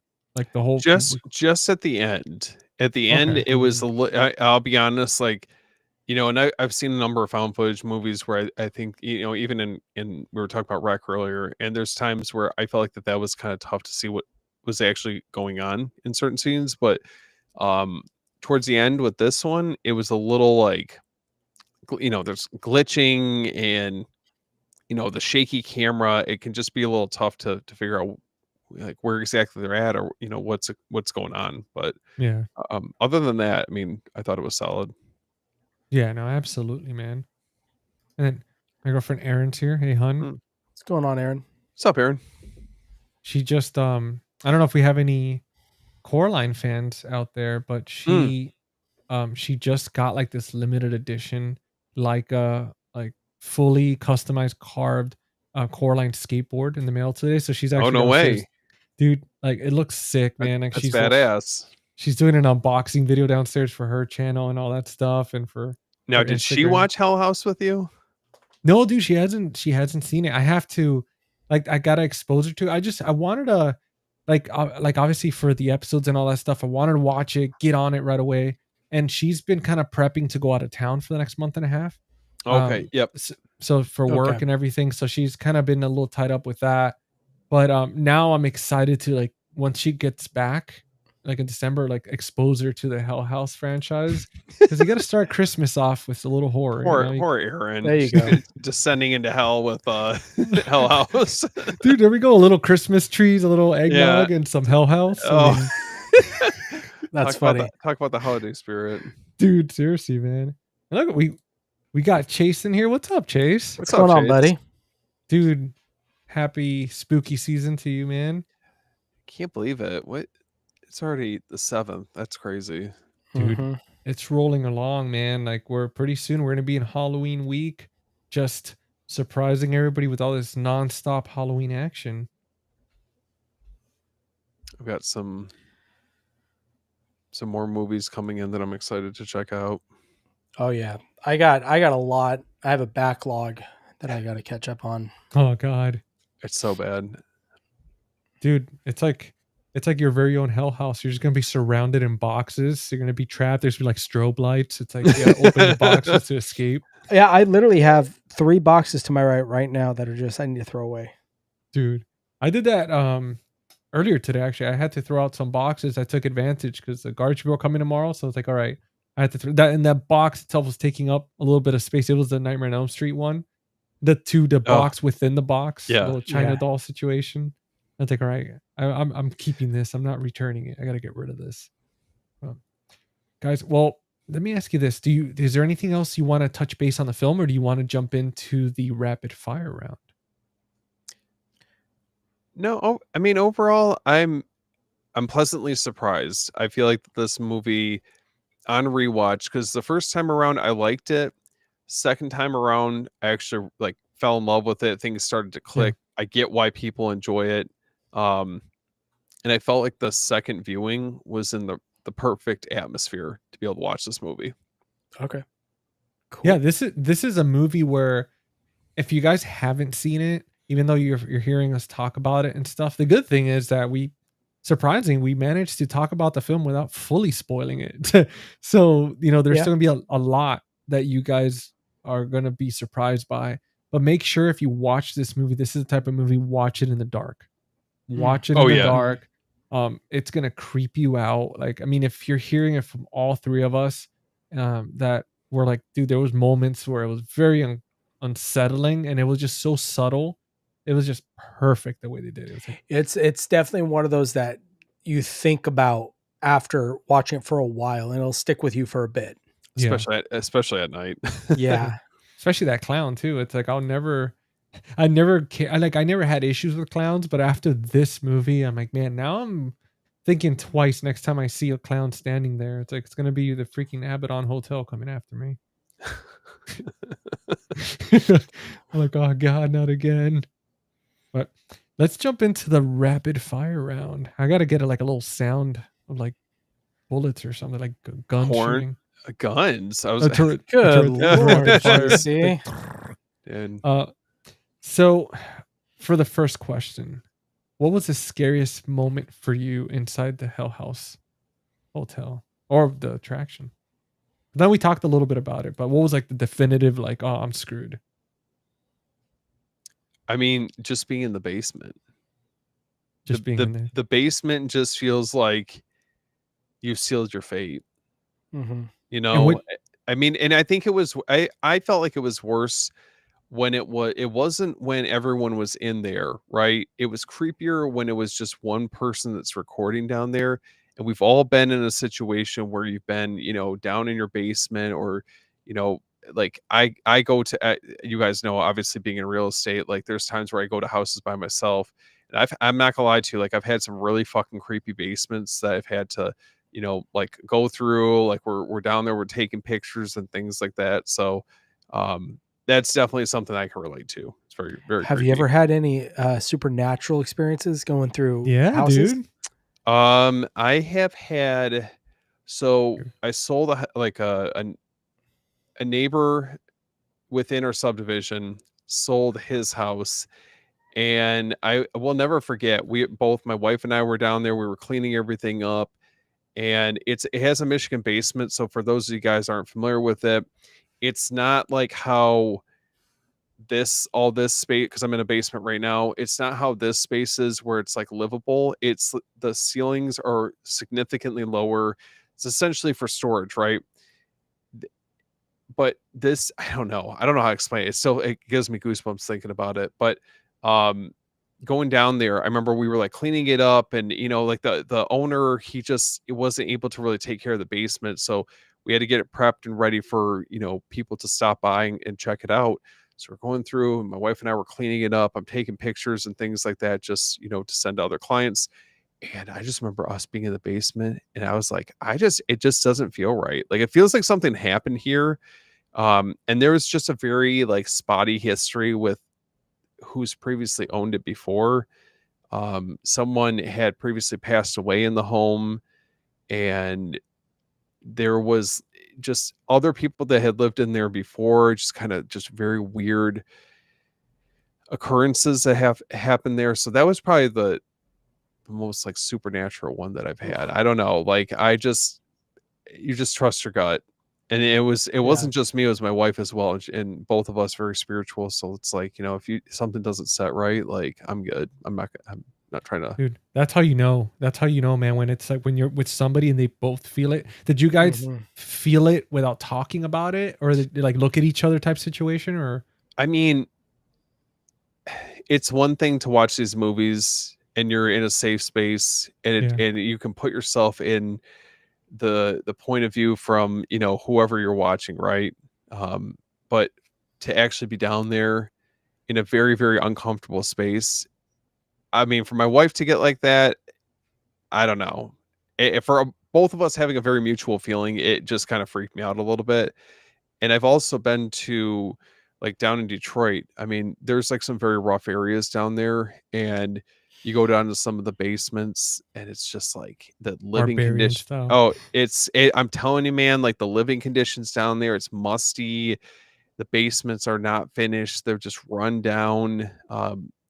I know that I know this isn't like supernatural or anything, but I will never forget one of my experiences going down there. And I know this is a little bit off topic, but I went down there and I remember seeing this like glowing light that was coming down there from the house. And I was like, that's kind of weird. And somebody was living there, right? I go down there and I'm looking over there. I'm like, the whole area that's like sectioned off. And there's like heat lamps. It's this big enclosure. Guess what was down there? a cage? It was housing something. I'll give you a hint. Was it someone living down there? Not something was living down there, not someone. Oh, A dog? jeez. Bigger than a dog. A bear? No, not that big. Was it like what was bigger than a dog? Someone A had wolf? no. Someone had a pet alligator down there. What the hell? Nope. Nope. Yep. And I'm Yeah, thinking to myself, like, what? I mean, I just didn't. I told my client, I was like, yeah, no, I'm good. Dude, how do you, that's like, Like- some Florida shit. I mean, I guess we're trying to recreate that up in Detroit. Dude, that's the last place I What would in expect the some shit world? like that. But it's not even Alligators. it's not even just that. It's just like you go to some of these houses and it's like there's certain spaces upstairs that I'm not comfortable with. Like, you go Yeah. on the second floor, you just don't know, right? Rundown homes, investment properties. I don't know. Dude, for me it's attics. Like if I was to pick which one's creepier, a basement or an attic, especially watching this movie, freaking, like, to me attics are just creepy as shit, dude. Like there's Oh, yeah. something about, like, I don't know if it was from like the subliminal trauma from watching Are You Afraid of the Dark, like the intro to the show where it shows a clown in the attic and stuff. But dude, it's definitely up there. And it's funny, Erin was saying, she's like, Steven, you should make a Ghost Encounters episode, Real Estate Edition. He mean, dude, needs a Travel not- Channel show. I know you guys. I need a whole crew found me because I'm not doing that by myself. Dude, that'd be awesome. And then Chase was saying he said he hasn't been able to make it through the Hell House LLC. Tried it 3 times, I but could see that. It he says, starts a little slow, right? I mean, I think we can all Yeah. admit that it's a lot of build up Mhm. to once they actually get there.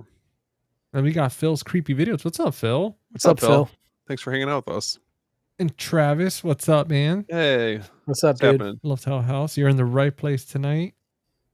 Now, Jordan, what about you, man? What scene out of all the scariest moments in this film, which one was the scariest for you? Like, absolutely, like, you're like, yeah, I'm good. Man, I mean, really anything with the main clown in the movie. I think the end when you start to see the hooded figures down in the basement, when after the group sees it and they all start running back up, and there's like 4 or Yeah. 5 starting to circle the area. Looks like they're starting to start a ritual down there. Yes. Yep. Dude, that was scary. So I'd have to say probably that. Dude, the girl sitting on the floor. That And was the rough too. Dude, that when he turns on his freaking camera and the doors open, and then all of a sudden, like, there's a girl sitting on the floor, just sitting there, like, staring into nothingness. Dude, that was a moment for me where I was like, oh shit, like, this is it, man. Like, Grabbing the blanket, pulling it up to your face.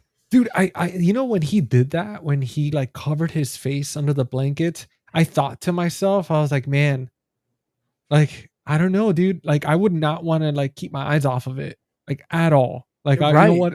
Like, if it's gonna come after me, I want to see it coming at me. Like, I don't want to it just jump on me over the covers and I'm trapped or something. We'll talk about another angle to this. Obviously, there's a lot of supernatural stuff that happens in this movie, but Yeah. what about the cult aspect? Because I don't think, I mean, that's not something we really touched on as far as like maybe influences, but cult movies are just equally as creepy. I mean, it's Yeah, as the films go on, it really, you get more into the cult and you get to introduce more into this guy named Andrew Tully and Mhm.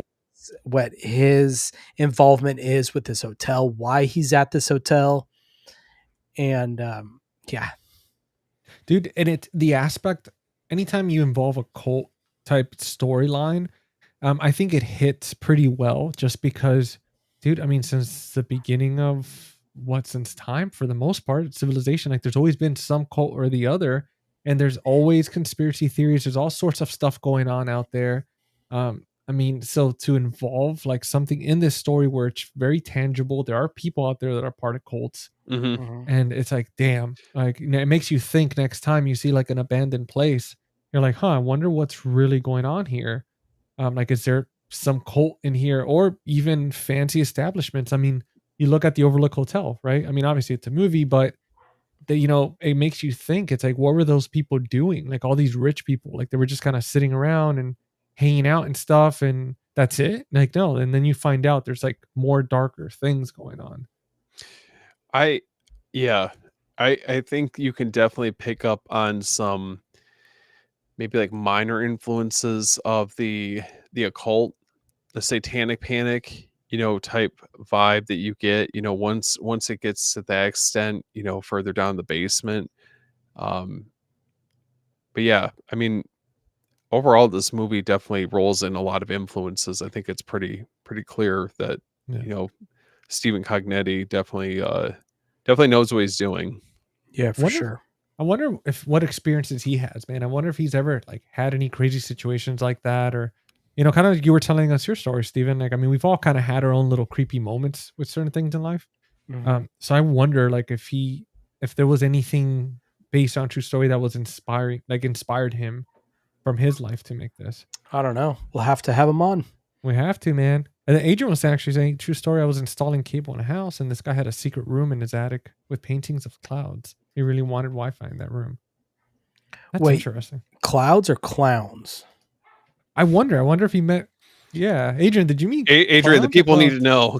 Dude, because if they're paintings of clowns, that's going to be... This could change everything about the story. Yeah. I need some clarification here, man. Yeah. Even the clouds, it's just paintings of clouds. It's like, even that, it's like, huh, that's interesting. I'm like, the clowns don't seem so bad. If it's clowns, like, fucking forget about it, man. Yeah, dude, with an attic with a secret door with clown paintings, it's like, oh, dude, you can't pay me enough. I'd find a new job at that point. Sorry. I'll say, sir, you don't need Wi-Fi up here. You'll be fine.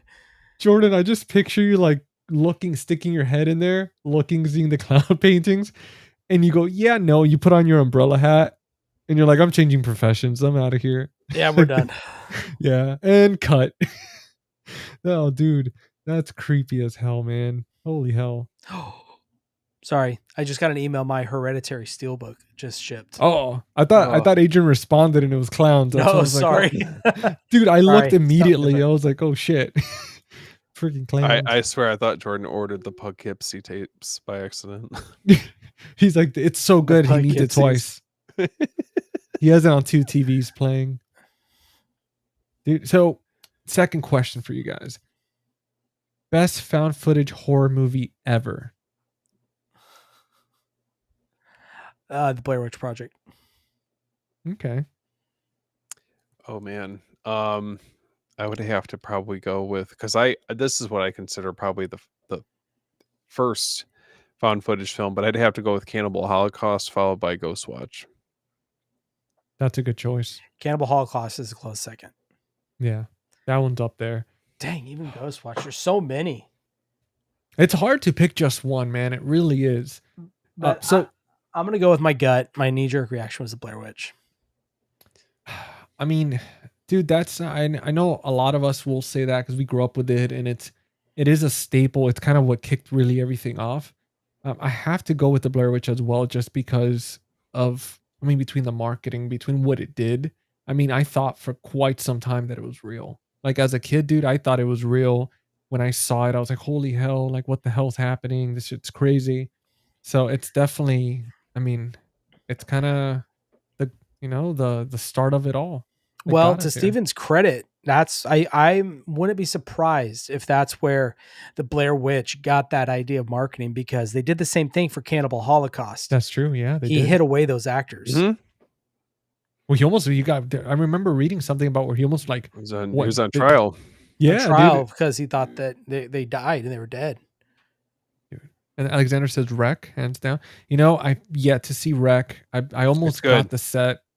I'm telling you, that scene when they go up to that woman's apartment and it's so you can look down the hallway and she's dude, standing there. Dude, that scene right there still gets me. That was a recent watch for me. That was when Ken from Mid-Level Media and I were talking about found footage films, and we were going through like what we would consider our essentials, but that was definitely one that got brought up in the conversation. That was very, very good. I liked it. Dude, and then you mentioned that narrow hallway with the person at the end. Dude, that's one thing that creeped me out with this movie. Like the creep, like those narrow hallways. So if you're telling me that like Rec has stuff like that, man, because I've seen some clips and I was like, damn, this shit's creepy. Like, it gets pretty rough. dude, well, I'm gonna have to check that out. Would you guys say that the entire franchise for Rec is worth it? Like getting the box set? I've only seen the first one, Oh, okay. but I have the box set, but I've only seen the first one. Well, guys, if you guys are watching and you've seen all the Rec movies, let me know in the comments if it is worth getting, because that would be awesome. I mean, I think we talked about it before, Jordan. Or no, who was it? It was I think we talked about it before, but I think Chris said to go for it, if I'm not mistaken. So have to check them out. Now The Abaddon Oh, Hotel It's got right Jordan. here, this one. he just This gets one up right and here? stands in the corner. Yeah. Yeah, man, this is a pretty cool set. Who released that one? Scream Oh. Factory. Yeah. I thought you were gonna do that thing where you just stand against the wall, because I know that was inspiration from the Blair Witch in this movie, where she's just facing the wall in the Jordan's just basement. over in the corner. Yeah. Or also they did something similar, a different take on it in the first Paranormal Activity when she stands over the bed. Oh man, dude, that's nice, man. That's a nice little. Last time I saw it, I could have swore it was like $30 or something on Amazon. Yeah, I got it pretty cheap on Amazon, but when I got it, I mean, this box is beat up. I mean, corner dings. Whoever cut into this, like sliced it open on the side. I mean, it's pretty beat up. It's Full full movies. That's like the real Amazon experience. You never know what you're getting. Yeah. Yeah. Well, guys, I got a third question for you, and it is: Would you stay overnight at the Abaddon Hotel for $10,000? No. No, man, I'm good. Unanimous. I'll just sell a couple more houses. I'm good. Unanimous. What about you guys watching? Let us know in the comments if you would do it for 10 grand. I mean, Wait. how much would it cost to pay you to stay there? Hold on, Yeah. real quickly, because GC, you brought this up earlier. So you Yeah. guys, well, I don't know if you would appreciate it, but it is something that's kind of supernatural that happened recently to me. Recently? So, yeah, this is like really recent. So I've told you guys, my wife and I were building. So we have a property, a lot that's like out in the country, and they brought in dirt, right? You know, you obviously need that to be able to like, build up the house. And my builder went out there not that long ago, and guess what she found in the yard? A kid's shoe. It was an Indian burial ground. Oh god, Pet Cemetery. You're not far off. Found a headstone that got just dropped off in the yard. Like, no bullshit. It was fucking weird. Well, you guys want to talk about weird? Adrian just responded to the paintings. What was it? Happy faces and kids running. Nope. Oh, he's like, I almost called the Kids cops. running. I almost called the cops. Dude, that's some creepy shit. It is. Oh man, especially Florida too. When that happens, like in Florida, I mean, listen, coming from a Floridian, like there's some unhinged people. There's some crazy people. Poltergeist. Oh, that's for Steven. Yeah. Oh man, Come on, guys. none of them survive a few hours, let alone for one night. 10 grand would be. Oh, absolutely. Yeah, right. Just stitches and freaking mental health. Well, now we've got, let's see here, the creepy. So for the next question, what was the exact creepiest part for you? This one's gonna be a little harder. You either got the clown, the basement, or the attic. You can only pick one as the creepiest. Like just like the appearance of the clown. I guess the clown kind of like being in different parts of the house, like the clown itself, the entity. Like, was that more creepy, or was it just the basement itself, or like kind of like the attic? For me, it's the clown, definitely. Yeah, I think the basement, like I mentioned earlier, that's definitely a close second, because it's just the idea of being trapped down there.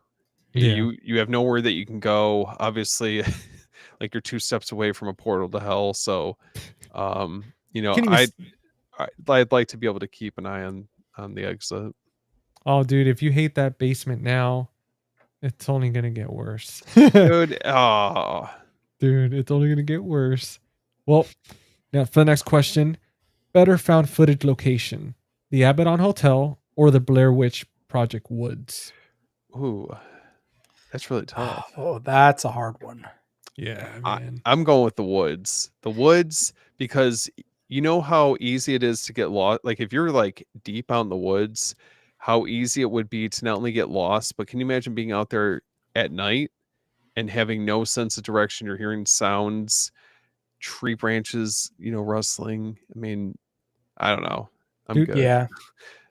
Let me Yeah, tell the you, woods. Can I opt out from both? well, let me tell you guys something real quick because I want to find out your answer, Jordan. Um, dude, so I don't know how much you guys look into, or anybody watching this episode, look into kind of mysterious disappearances, especially like hiking stuff, like hiking Oof. videos. I know there's a channel called, I think, Kyle Doesn't Hike or Doesn't Like Hiking, something like that. Mhm. But if you look up Kyle and hiking, you'll find it on YouTube. But he does an amazing job, like telling these stories of these missing people and all that. And let me tell you, I remember like when we planned a trip, me and my girlfriend, we planned a trip to South Carolina and stay with my buddy for a few days, go hiking. We love nature, all that good stuff. Yeah. And I started really doing a deep dive. I did it years before a hiking trip, but then did it again, made that mistake. And I started seeing all these new stories, modern, like not too long ago stories from the Appalachian Trail, which we're not too far from, and all these different areas of just people disappearing and all this crazy stuff. And obviously, we've seen movies like The Hills Have Eyes. There's Mhm. stories where people, especially during the Prohibition, they were hiding up in the hills and the mountains, Mhm. and they're kind of just living up there, trying to stay away from the law and this and that. So a lot of crazy suspicious stuff. And I remember we went on this hike, and it was long as hell, dude. Like it was me and her. We went this super long hike, pretty tedious. We were pretty drained by the time we got to the spot we were trying to get to, and it was kind of one of those, you're going down, so you're almost like kind of like trapping yourself like within the mountains. So it's, and obviously if you've gone hiking, where whatever time the sun sets, it sets a lot faster within the mountain itself. So you have to kind of get out a lot sooner so you can get caught in the dark. But I remember thinking, I was like, dude, like I had an experience once where I was out there and stuff, and I went hiking with my friends, and I remember out of nowhere, like there was no wind, there was not a single sound, there wasn't a single animal out there, like there was Oof. nothing, dude, like nothing. And I remember thinking of all those like Bigfoot type um like videos, and they were talking about how like there's something around you, when there's something big around you when nothing else wants to be there, all the animals and stuff disappear. And I remember like when that happened, hiking down, we saw some people, and they were like, "Hey, like, were you guys over there earlier?" And I was like, "No, we were coming from this direction." And they were like, "Yeah, we saw something pretty tall, like moving around, and we're just kind of creeped out." And they were supposed to stay there overnight, and they were kind of Mhm. like worried. They're like, "I don't even think I want to do it." But dude, with that being said, I started thinking about that because me and my girlfriend were trying to head back, and I'm seeing the time, I'm seeing the sun setting, and I'm telling her, I was like, "Look, whatever we do, we cannot get caught at night here. No. Like it feels very creepy." And I remember as we're hiking out, and then we still had like maybe like 30, 45 minutes left. Mhm. And I'm thinking to myself, I'm like, dude, I feel like we're being followed. Like there's something Fuck out there. that. Dude, let Mm-mm. me tell you, Nope. like once we got to like the entrance, I didn't feel comfortable until we got to the exit of the entrance exit of the trail. But dude, the whole time I was just like, I kept looking back, kept looking up, because when you're walking on the trail, there's hills around. Like on one side, there's nothing. It's just you just fall, and then on the left side, it's just a hill. So there could be something up there just watching and stuff. But dude, it's so uncomfortable. It is so uncomfortable being out in the woods like at night, and especially when it starts getting dark and you start hearing certain things and cracklings and this and that, and you haven't seen a single soul for like an hour or two. Like, Well, you just don't know like who's yeah. going to be out there. That's the scary Mhm. part, is that I mean, you're so far removed from, you know, the city, you know, you're far out there, you probably don't have the best cell service. Um I mean, I've definitely dug into some stories where, they'll talk about how they had like weird encounters with hikers or people that were following them. You just never know. I mean, that's the scary part about it. Dude, if you were, I gotta, because you were talking about the basement story, dude, earlier. I've got a creepy one for you guys talking about like a haunted type house. Um, there were back in the day, I'm talking about back in the day. And my buddy Adrian, if he's still on here, he'll probably remember this. We used to go and like we started exploring like supposedly like abandoned places, kind of like ghost hunting type stuff. In our early 20s. And I remember we went to this mansion. It's in Florida. You can look it up. It's called Curtis Mansion. And they remodeled it and everything. So it's not what it was before. But before it was like abandoned, completely Mhm. abandoned. And the story is that there was I guess like a doctor or something and his wife that lived there and they wanted to have kids. And there were like something was happening with I guess they couldn't or something. And eventually like she started like this kind of like a daycare for kids and something happened where there was like a fire Mm. and pretty much like I guess like the kids died and the Oof. wife died and the guy just kind of lost it. And from my understanding from the story is that he just kind of ended it himself in that house. And after that it just kind of started, the house sat there forever, nobody owned it, nobody lived there. And this is like an old, like it was an old mansion, like they had those like the porcelain type like tubs, like those giant ones, the heavy ones. Mhm. And dude, I remember we went in there Oof. exploring, dude, it felt creepy. It had the old paintings, Nope. the tub. And I remember looking in one of those tubs and still seeing like her hair, like in the little drain, just like in there caught. And dude, I remember feeling very uncomfortable there. And I walked over to the fireplace and I had my hand on one of the pipes. I get like it was like some exposed pipe or something. And I put my hand on it. I'm like leaning there against the fireplace, like looking around and stuff. And the pipe was like normal. I mean, again, it's been a very long time since anything. That house was like falling apart. There's nothing functioning there. And dude, I had my hand on it, felt normal, felt, obviously it's like freaking 90 degrees in Florida. And something told me to touch it again. Dude, I touched it and that shit was ice cold, like freezing ice cold.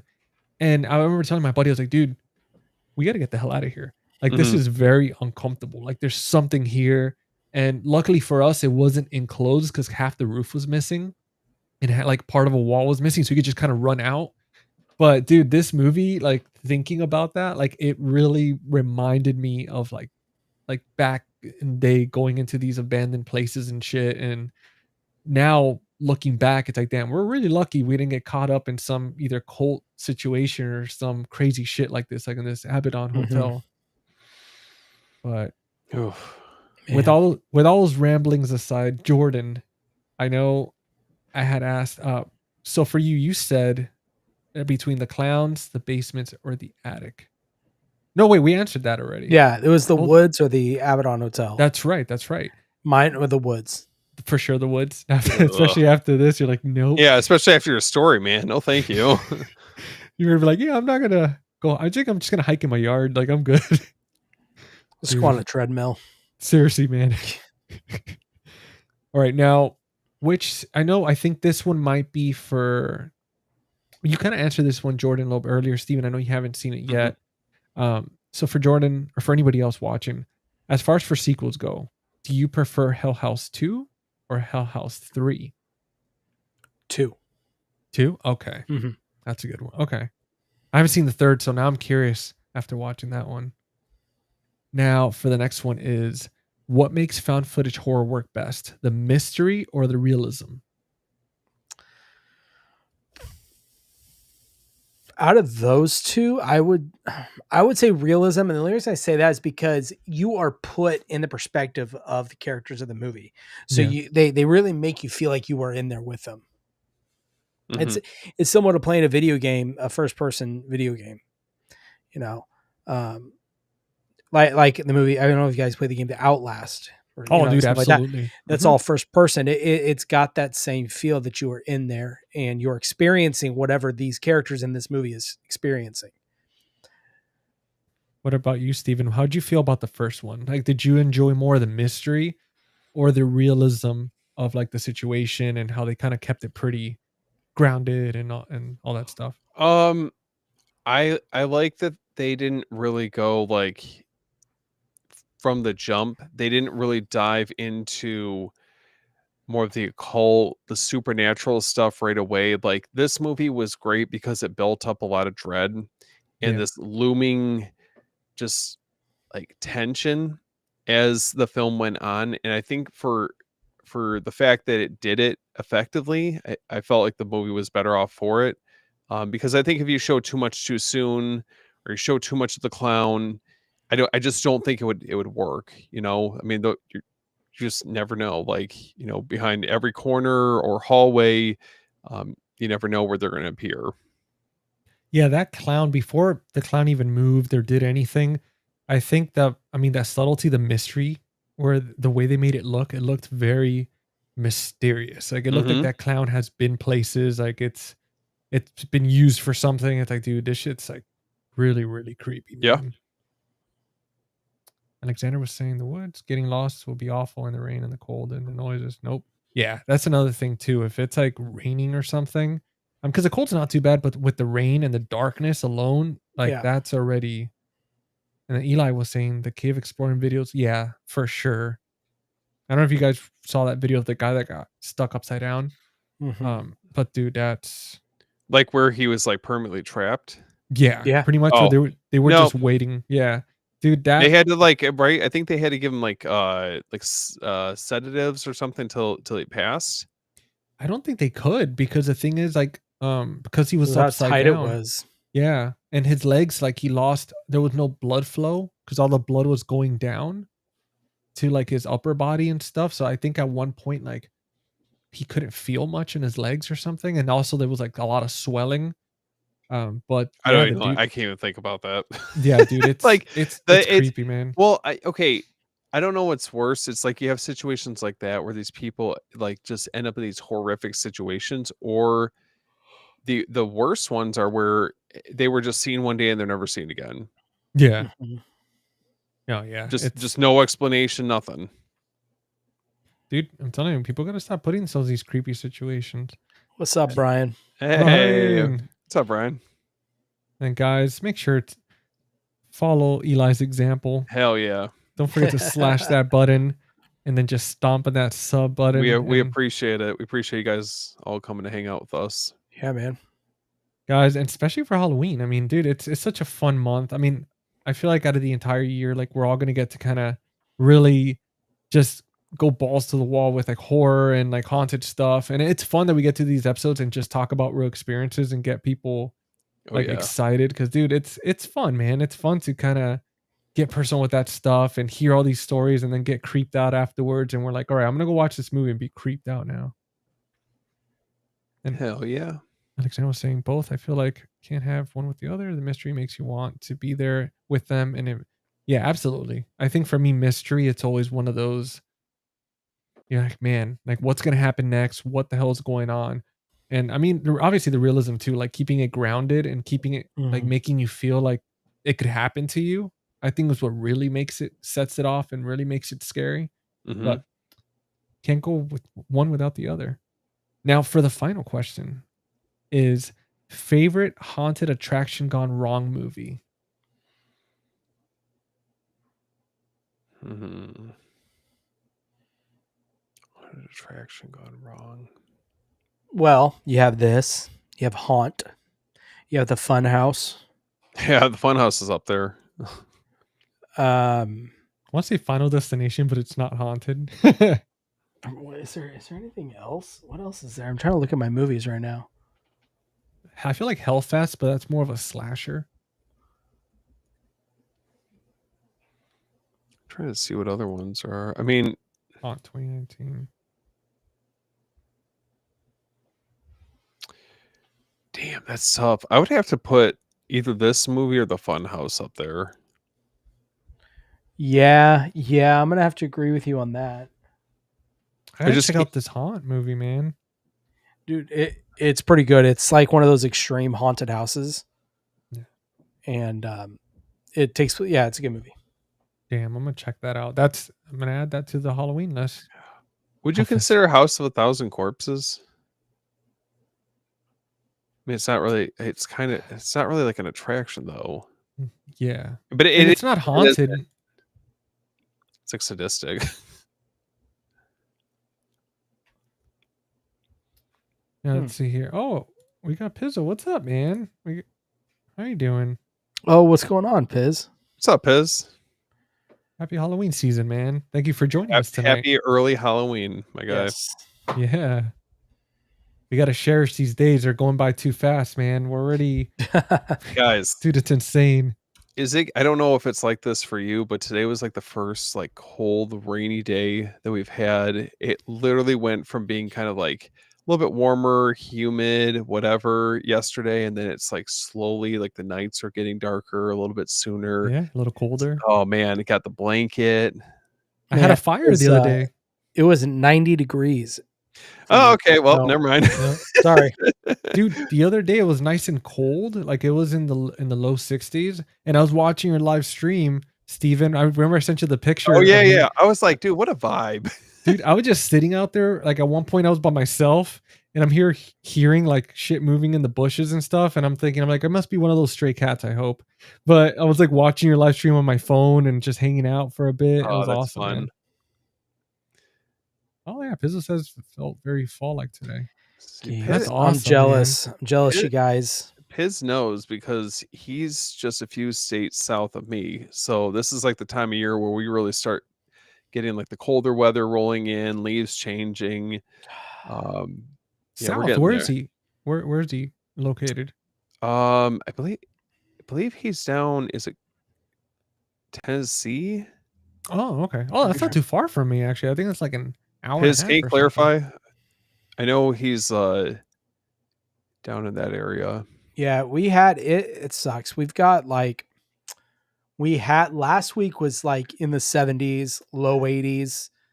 And then yesterday was like 85. Today hit 90. Oh God, yeah.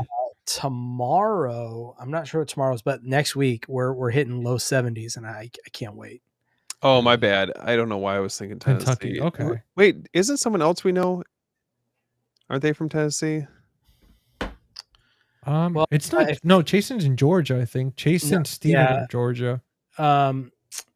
The Dead Pit's, I think, in Kentucky. Oh, well, isn't Dead Pit in Kentucky? Where's Q at? Q's in Alabama. Georgia. He's Oh, Bama. Alabama. Oh, Alabama. okay. Oh, no way. I know. Roll Tide. That's why. Easy, man. Easy. Well, I know next weekend, Piz, I don't know if you're going to Scarefest, but I think I'm going to that next weekend. And Q's going to be there. I'm going to go see Q. There we go, man. Crazy. You guys got to FaceTime us. Be like, maybe next year. Maybe next year we'll all plan a trip to go to Hell yeah. Fest. Dude, I was telling Steven, I was like, dude, next year we either got to do like the Airbnb thing, like get some cool theme place, or just meet up at one of these conventions and all hang out and stuff. That'd be cool. So now, guys, we've made it past the dreaded rapid fire round. And then lastly, it's just rating the movie. Letterboxd has it a 3.2 out of 5. What are you guys rating this Hell House, the first movie? 4.5 for me. Fuck yeah. Okay. Dude, I love this movie. I'm going to give it a 4.25. Nice. 4.25. He just okay. I like, obviously I really adore the movie. I just know that, I gotta save a little bit of room, for the, the S tier ones that I've got. I gave it a 4. And the only reason why was just because I don't like, it's rare for me to do half sometimes. Like I usually, if I do halves, it's like a 3.5 for me when it's like very hard to choose. But for this one, I gave it a 4, man. I thought everything was great. I thought it was awesome. And then for me, it was like, man, 4.5 to 5 was, I was like, oh man, that's like Oscar worthy type situation. But for me, it's like, what is the Oscar worthy found footage movie for you? Well, that's the thing. That's hard, man. I mean, on a scale of 1 to Peach Fuzz, lay it out. I mean, that Blair Witch, that scene where the snot coming out of her nose. I mean, Yeah. Man, if that doesn't make you afraid to go in Come the on, woods. GC, we're throwing you a softball question. Yeah, man. Oh, found footage. Oscar. I don't know, dude. I don't know. You What only would you guys talk pick? about it all the time. Oh, well, see, that's the thing. That's the thing with this movie. As above, so below. Oh That's no. There it is. Dude, I can't That's it. escape this movie. Listen, that's its own. I mean, obviously, like for that one, that's high up there. That one's like a 4.5 for me. That one's. It can't be a 5 because if it was a 5, then it'd be perfect. And I don't know. It's hard to find those movies where they're just straight up 5s. Like I can't even think from the top of my head of a movie I would say it's an absolute like 5, like best movie on earth or anything. But I agree with Piz though. Blair Witch Project is definitely the king of found footage, Yeah. in my opinion. That's so hard because I feel like I go back and forth with that and like Ghost Watch. I don't know, man. I love Ghost Watch so much. Hey, well, what about the last broadcast though? Where would you put that up there with the Blair Witch? Would I? Yeah, where would you put it compared to the Blair Witch? I mean, I think you got to look at like the scope. Blair Witch Project. I mean, look at like the level of impact that they had, the marketing. I mean, the last broadcast, I like it, but I don't think it had a resounding impact the way that Blair Witch did. You know, Do you think if Blair Witch did not happen, would the last broadcast be more well known? More people would know the film. It would be regarded as more of a found footage staple. like would the last broadcast? Yeah, if the Blair Witch was not either it flopped and it didn't do well, or it never happened. That's tough. I mean, how often do you hear the last broadcast brought up? Well, that's what I'm saying. You know? So part of me wonders, is that just because it's living in the shadow of the Blair Witch? Or what I wonder is if you didn't have the success of the Blair Witch, would that have would it have just started and stopped there? You know what I mean? Like it just That's wouldn't true. have had like, think about all the movies that the Blair Witch ended up inspiring as a result. I mean, we wouldn't have, I don't think, any of the other films on the list past Blair Witch. You wouldn't have a Lake Mungo. You wouldn't have for sure. No. this Paranormal Activity. I mean, I think a lot of them do owe their success. Well, maybe not necessarily their success, but maybe like the foundation of those films from the Blair Witch. Okay. Yeah, I mean, it's like Nightmare on Elm Street, man. I mean, like we were talking about that last night. Like having a movie like that with that certain storyline, certain type of villain arc, it really opens the way and inspires for other movies. I mean, you have to have, in order for all these other horror movies to exist, it's like you have like Final Destination franchise, all that. You need New Line Cinema. You need this company. In order for that company to thrive, you needed the first Nightmare on Elm Street. So I mean, the Blair Witch kind of paid its dues in order for all these other movies to really thrive. I think the marketing is just fascinating behind that movie and how it was like lightning in a bottle, so I also look at it more for not only it being like such a phenomenal movie, but it's like a cultural zeitgeist in a lot of ways. Yeah. It's brilliant, man. I mean, it's something that when it comes to marketing, you definitely, regardless if you're in film and cinema or not, I mean, it's brilliant marketing. And I mean, obviously it attributes to Cannibal Holocaust or the way they marketed the film. I mean, dude, that's stuff that I'm pretty sure they either teach that in some type of cinema school or something like that, or marketing. But if they don't, they should have a crash course on that. That's just incredible.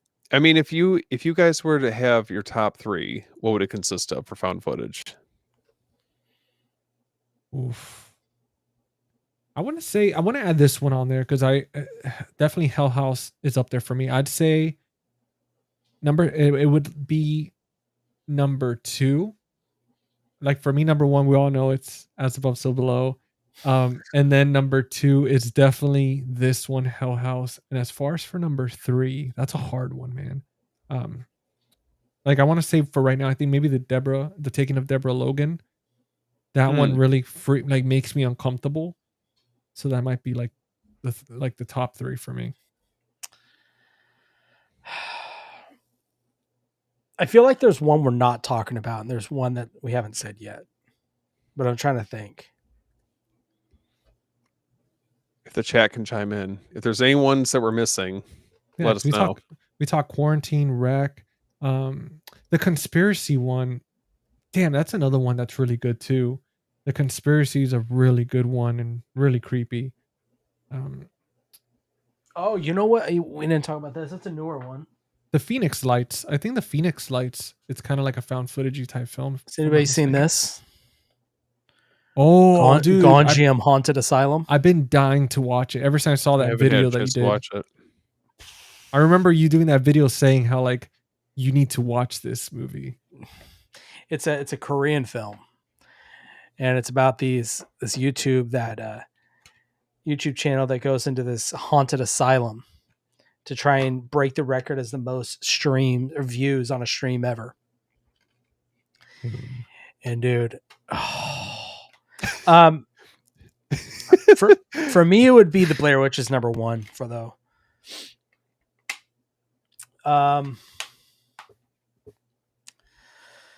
The Blair Witch, that's tough, guys. I know it's hard, my top three. Yeah. Okay, I'll say the Blair Witch. I'll say Cannibal Holocaust just because of how important that movie is. Regardless if you like it or not. If you don't like the movie, I completely understand. It's not for everybody. But the importance of it, I would put it up there. For the third, let's go with Hell House LLC. We're talking about it. That's right. There we go. What about you, Steven? I think I'm going to have to go Cannibal Holocaust, Ghost Watch, and then the Blair Witch Project. For me personally. And that's just with the rewatchability or how often I find myself coming back to them. You know, like Ghost Watch for me is like a staple this time of year. Yeah. Blair Witch Project, I don't know about like you guys, but I always feel like that's more like a summer watch for me. Hey, Paula. Yeah. What's up, Paula? What's going on? Oh, Piz said, did any of you guys see the last Hell House? No, and I wanted to, but it wasn't playing at a theater near me, so I couldn't. I'm still trying to get caught up. The Visit's a good one. The Visit's creepy as hell. The Visit, I just couldn't get past the kid rapping. That's the only thing. Yeah. I was thinking, M. Night, what are you doing? I'll have to add that to the list. No, okay, so I've heard that is good. I know Umbrella did a release of that movie. And I believe, isn't it in one of the Arrow J-Horror? Isn't it the J-Horror box set I think it's in? Is it? I think it is. Yeah. The one that came out like maybe last year or earlier this year. I'm adding it to my watch list. Alexander, you're not wrong. Between That's Above So Below or Cannibal Holocaust. Every time we bring that up. It's a good movie. Listen. Paula, we are great. I appreciate fine art. Cinema. Yes. It's like the Martin Scorsese meme. Yeah. Cinema. Yeah, we dived into the Hell House LLC movie. Not sure if you've seen it, but if you haven't, we highly recommend it. I know you came in a little late, but you'll have this recording. If you haven't seen the movie, go check it out. Come back, so you'll be able to enjoy some of the little tidbits and fun stuff we're talking about the film. But overall, it's safe to say we all rated it over 4 out of 5 stars. So, yep, it's definitely a movie that I think is perfect for this time of year. Yeah, absolutely. I want to bring up, how you keep talking about Ghost Watch. Another one that's kind of in that vein. It was produced by BBC, I believe, as well. Nigel Neal was a part of it. And it's kind of a broadcast, the Stone Tape. Have you seen that? I've heard of it. Yeah. 101 Films put out a really cool box set not too long ago. It's very, here, I'll show you. I swear, if there's some glitch at the screen and then Jordan just stares there at his shelf. The funniest we had on one of the live streams with Christian where it kept glitching and he would just pause for a sec. And then he started doing that after. I'm like, I can't tell if your internet's messed up or what. Oh, so obviously Ghost Watch. It's this right here. GC, zoom in on that. Yeah, for the people at home. Show us the goods. Oh Wow. Let's take a look at this. This is on my 31 Nights of Halloween this year. so So fucking it's good. coming up. Dude. 101 Um, Films?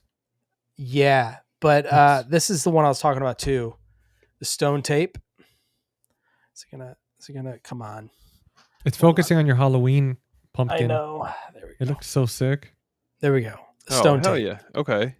Have you seen it? So yeah, Okay. it's basically the concept of that certain things that happen in our reality in the real world, it leaves a print on objects, so you can go back and you do certain recordings and you can pull whatever happened in, like something tragic, let's say it happens. You can take a certain recording and you're able to pull whatever happened. So it's like a permanent imprint onto an object. It's something similar to that. Dude, that's that, and it's funny because yeah, like Piz was saying that Yeah. we talked about this during the Conjuring. I don't know if you guys remember. I had brought up how they did a test and how certain objects, like people talking and all that, collects Mhm. like that energy, and then they were able Mhm. to. I think it was like a can of soda or something in a room, and people had a conversation, and then they were able to extract, like it sounded muffled, but they were able to extract the conversation from that because of vibrations or whatever the hell it is, man. Oh, But it's dude, wild. it's so interesting. Yeah. Yeah. This is great. Oh, dude, you opened Did it you up. That's did you get that when it first came out? Like that or Ghostwatch? Ghostwatch I didn't, but the stone tape I did. Okay. dude, that's sick, man. The the Ghostwatch actually found on eBay someone was selling this with the last broadcast, like Oh, as a bundle. no way. Damn, Mhm. dude. Wow. Jordan's always getting the cool stuff. Yeah, it's I don't know about that. well the box set, I remember it's gone up, hasn't it, since then? Because I don't remember like paying a crazy amount for that when I first got it. Yeah. Yeah, I think a guy was selling this and the stone tape and what was it? And the last broadcast for like $50 for both of them. Damn. Um, Damn, dude. but That's a hell of a deal. Jordan, you I peaked at don't. that time. That was that is when I peaked for Yep. sure. Those are good times, dude. Well, guys, I think we have actually survived the Abaddon Hotel stay. Not to mention, we got to stray along the way a little bit, talk about some of our favorite found footage movies. Too good. Jordan got to show off his cool sets. We got to give you guys some recommendations. Cal Ellie was saying that she got a ton of movies to add to her watch list. Hell to the yeah. stream. Nice. That's awesome. Glad that we're able to help out with that. It's like, oh wait, we got one more story in here. Let me see. Second story, I was in a Jamaican house and he had a room with a cow skull and monkey heads and candles with fresh blood dripping, and he said, "Don't go in that room." He's like, "I made something up and I left." And you stayed working for that company? Well, dude, Dude, it's No, thank you. I'll tell you guys something. So I used to work for Dish Network, and if I'm not mistaken, he might be working for Comcast because it's really the only companies you have. Like in South Florida, you have Comcast. Dish Network's not around anymore, but they have like DirecTV, AT&T. But dude, like when I worked for Dish Network, and I went into some houses, man, and it was uncomfortable. Like you'll be surprised, like the crazy shit that people just have either out in the Oh yeah. open, or they're like, hey, you're like, oh, I got to run this cable through here, and next thing you know, you're like, yeah, you know what, I gotta leave. But I never saw anything like that. Like that's Yeah. No, that's there's hardcore. definitely I work for a solar company, and so a lot of times, like if someone calls in, they want to bid for solar or something or electrical anything, I will go in to go get pictures and stuff to get an idea of, Mhm. so we can get them a quote. And dude, there's some scary stuff out there. Oh yeah. I've been in my fair share of attics and a couple basements. It's not fun. Dude, there's a few Abaddon hotels out there that we don't know about. Just people conjuring Shit. weird shit. And thank you, Alexander. Appreciate that. Thank you, Alexander. You're Yeah, always here. thanks. Now, guys, that wraps up episode 18 of Cinema Rewind. We've checked into the Abaddon Hotel, Face the Clowns, uncover the dark secrets behind Hell House LLC from 2015, one of the most effective modern found footage horror films. Big thank you, as always, not just to you guys watching, but my amazing, super awesome co-hosts Jordan from the Movie Den and Stephen from After Hours Video. Guys, thank you once again for joining me on this creepy ass ride for spooky season. Now, do you guys have anything you guys want to promote? Let people know where to find you, all that good stuff. Jordan, go for it. Yeah. Don't be shy. No, you can I find thought me I over froze. at the Movie Den on YouTube and Instagram and Twitter. Yeah, guys. We're trying to focus on some spooky stuff for Halloween. I've got my 31 Nights of Halloween watch list that we are in the middle of. Last night we watched Hallowgate, and tonight we are kicking it off with the Carnival of Souls. So that is tonight. And then there's a PDF download you can download over on my Instagram, in my bio and the links. You can download it, get your own calendar if you want to follow along. So we're doing that. And I've got a couple reviews coming out here pretty soon. I actually sneak peek you guys. I have a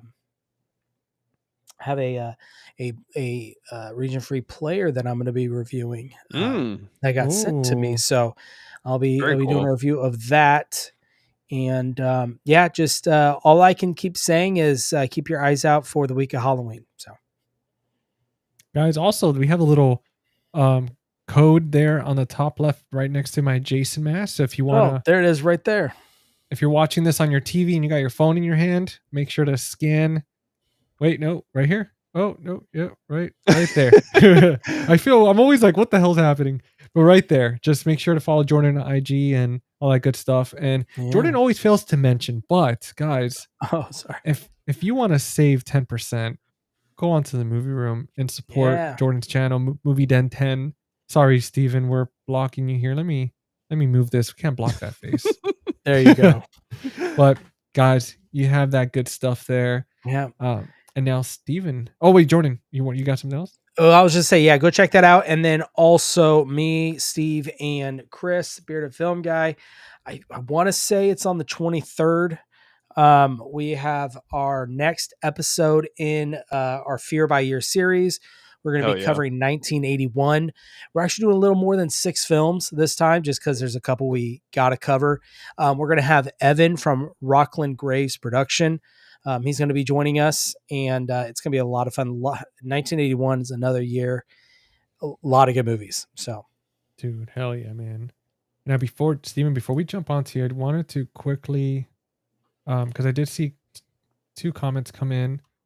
Also, don't know if you saw it. I did not, but definitely going to check that out. That sounds awesome. What's it called? True Honda. Okay. You gotta let us know which episode your friend is on. I was going to say, yeah, what episode is your friend in? Yeah. And this says here, oh, and then we got a new face here, Arturitas. This stream wasn't sponsored by Red Bull. Unfortunately, it wasn't sponsored by Red Bull. But it could be. But it could be. You never know. I mean, it was Red Bull. Here's your opportunity. There we go.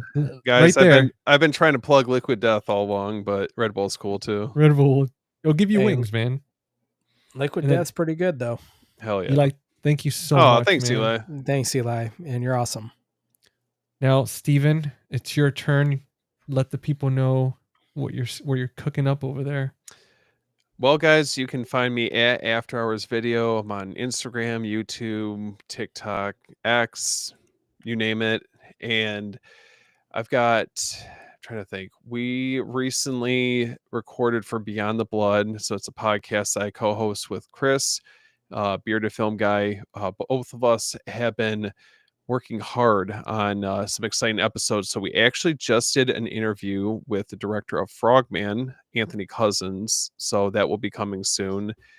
Tomorrow we actually have a planned episode with some of the Sleepaway Camp cast that will be coming down the pipeline. Hopefully in the next couple of weeks, we'll have that ready to go. Outside of that, if you guys are looking to build your horror movie marathon in anticipation for Halloween, You can use my code after hours abbreviated 10 over at Valoria Video. Oh, thanks, man. Oh, wait. Wait a second. No, wait. You son of a just kidding. No, I'm just messing. Use both the codes. Yeah. No, but we're definitely big advocates for Valoria Video and everything that they do over there. Yeah. Friday, I am doing an After Dark live stream with Aaron from A and B Horror Movies, and we are going to be trying. Oh my gosh, I'm trying to think of what horror anthologies. Oh my god, I had a brain fart. Like what we were covering, horror anthologies. Check it out. We'll be there Friday, 9 p.m. Eastern time. And my god, there was one other thing I wanted to plug. That's it. I'm tapped out for the day. Dude, if you remember by the time I'm done, just throw it in there. Oh my gosh. You know, okay.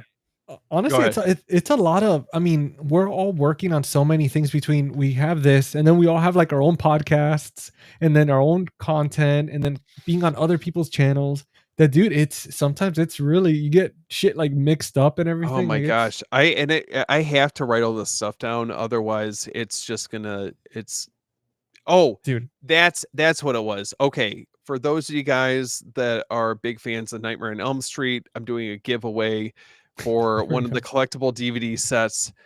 I am running it through midnight on Halloween, and I will announce the giveaway winner on November 1st. So if you guys want to jump in on that, follow me on Instagram. I've got the giveaway criteria for that. Feel free to jump on in, and I will be announcing that winner sooner than later. There we go. Damn. Right there. Click on that, right? Well, not click on it, but scan it with your camera phones, all that good stuff. Sorry guys, that was like a glitch in just the Abaddon Hotel. Dude, and then last but not least, guys, if you already recognize my face, you are on the, or you're not, if you're streaming this from one of these lovely gentlemen's channels, make sure to stop on by Face the Movies on YouTube. Go ahead and subscribe, all that good stuff. Working on some videos right now. Not quite ready yet, but pretty soon. Pump them out. Obviously, we have our Cinema Rewind series every Tuesday night, usually almost every Tuesday. Every once in a while, we have to do an exception if we have to be on another channel, but that's neither here nor there. But again, reliable Tuesday night Cinema Rewind at 9 p.m. Eastern time. And then I got my podcast, which is Friday Night Fright Night with my buddy Lee from Cinema Whiplash. Every Friday, we release a brand new recorded episode. You can find it on Spotify, Apple Podcast, and the video version on my channel, Face the Movies. So we're working on a Fright Night, recording it tomorrow and releasing it on Friday. So we got that going. And then last week, we did Jeepers Creepers. So if you're a fan of Jeepers Creepers, check out that video. In anticipation to Tron coming out, the new Tron Ares coming out on October 10. If you're a fan of Nine Inch Nails or the Tron franchise, I released a video talking about reviewing the new soundtrack. So it's over there on my channel. Check that out. Last but not least, speaking of found footage, I actually have a giveaway that I announced yesterday. If you guys are into reading, especially reading horror books or found footage, my buddy Tim from the Dread Broadcast, he actually gave me an extra book for me to give away to you guys just in time for spooky season, which is Like, Comment, Survive. And he even signed it. It's a signed copy by the author. Ton of fun. I'm halfway through the book and absolutely love it. Very fun and creepy. So I'm doing that giveaway. Check out my Instagram. Check out the reel with all the instructions. But I will announce the winner on the 21st, which is our Cinema Rewind episode, which is funny enough, the 21st episode. And we're talking about the movie 13 Ghosts. So if you guys are excited about the movie 13 Ghosts and Matthew Lillard and Scream and all that stuff, we're going to be talking about it then. As far as for next week, for a little teaser, we're going to be talking about The Witch from 2015. Yeah. So if you love that movie, if you love A24, next week, make sure to tune in for that. And again, guys, make sure to hit like, subscribe, all that stuff. Follow us on Instagram. Follow us on every platform, Letterboxd. Go check out all our crazy ratings. But love these guys. You know, it's such a blast being able to do these episodes with them and having you guys in the chat, you know, just commenting away and just being completely awesome. But until next time, guys, whatever you do, don't go into the Abaddon Hotel and sleep sweet. See you guys. Later, guys.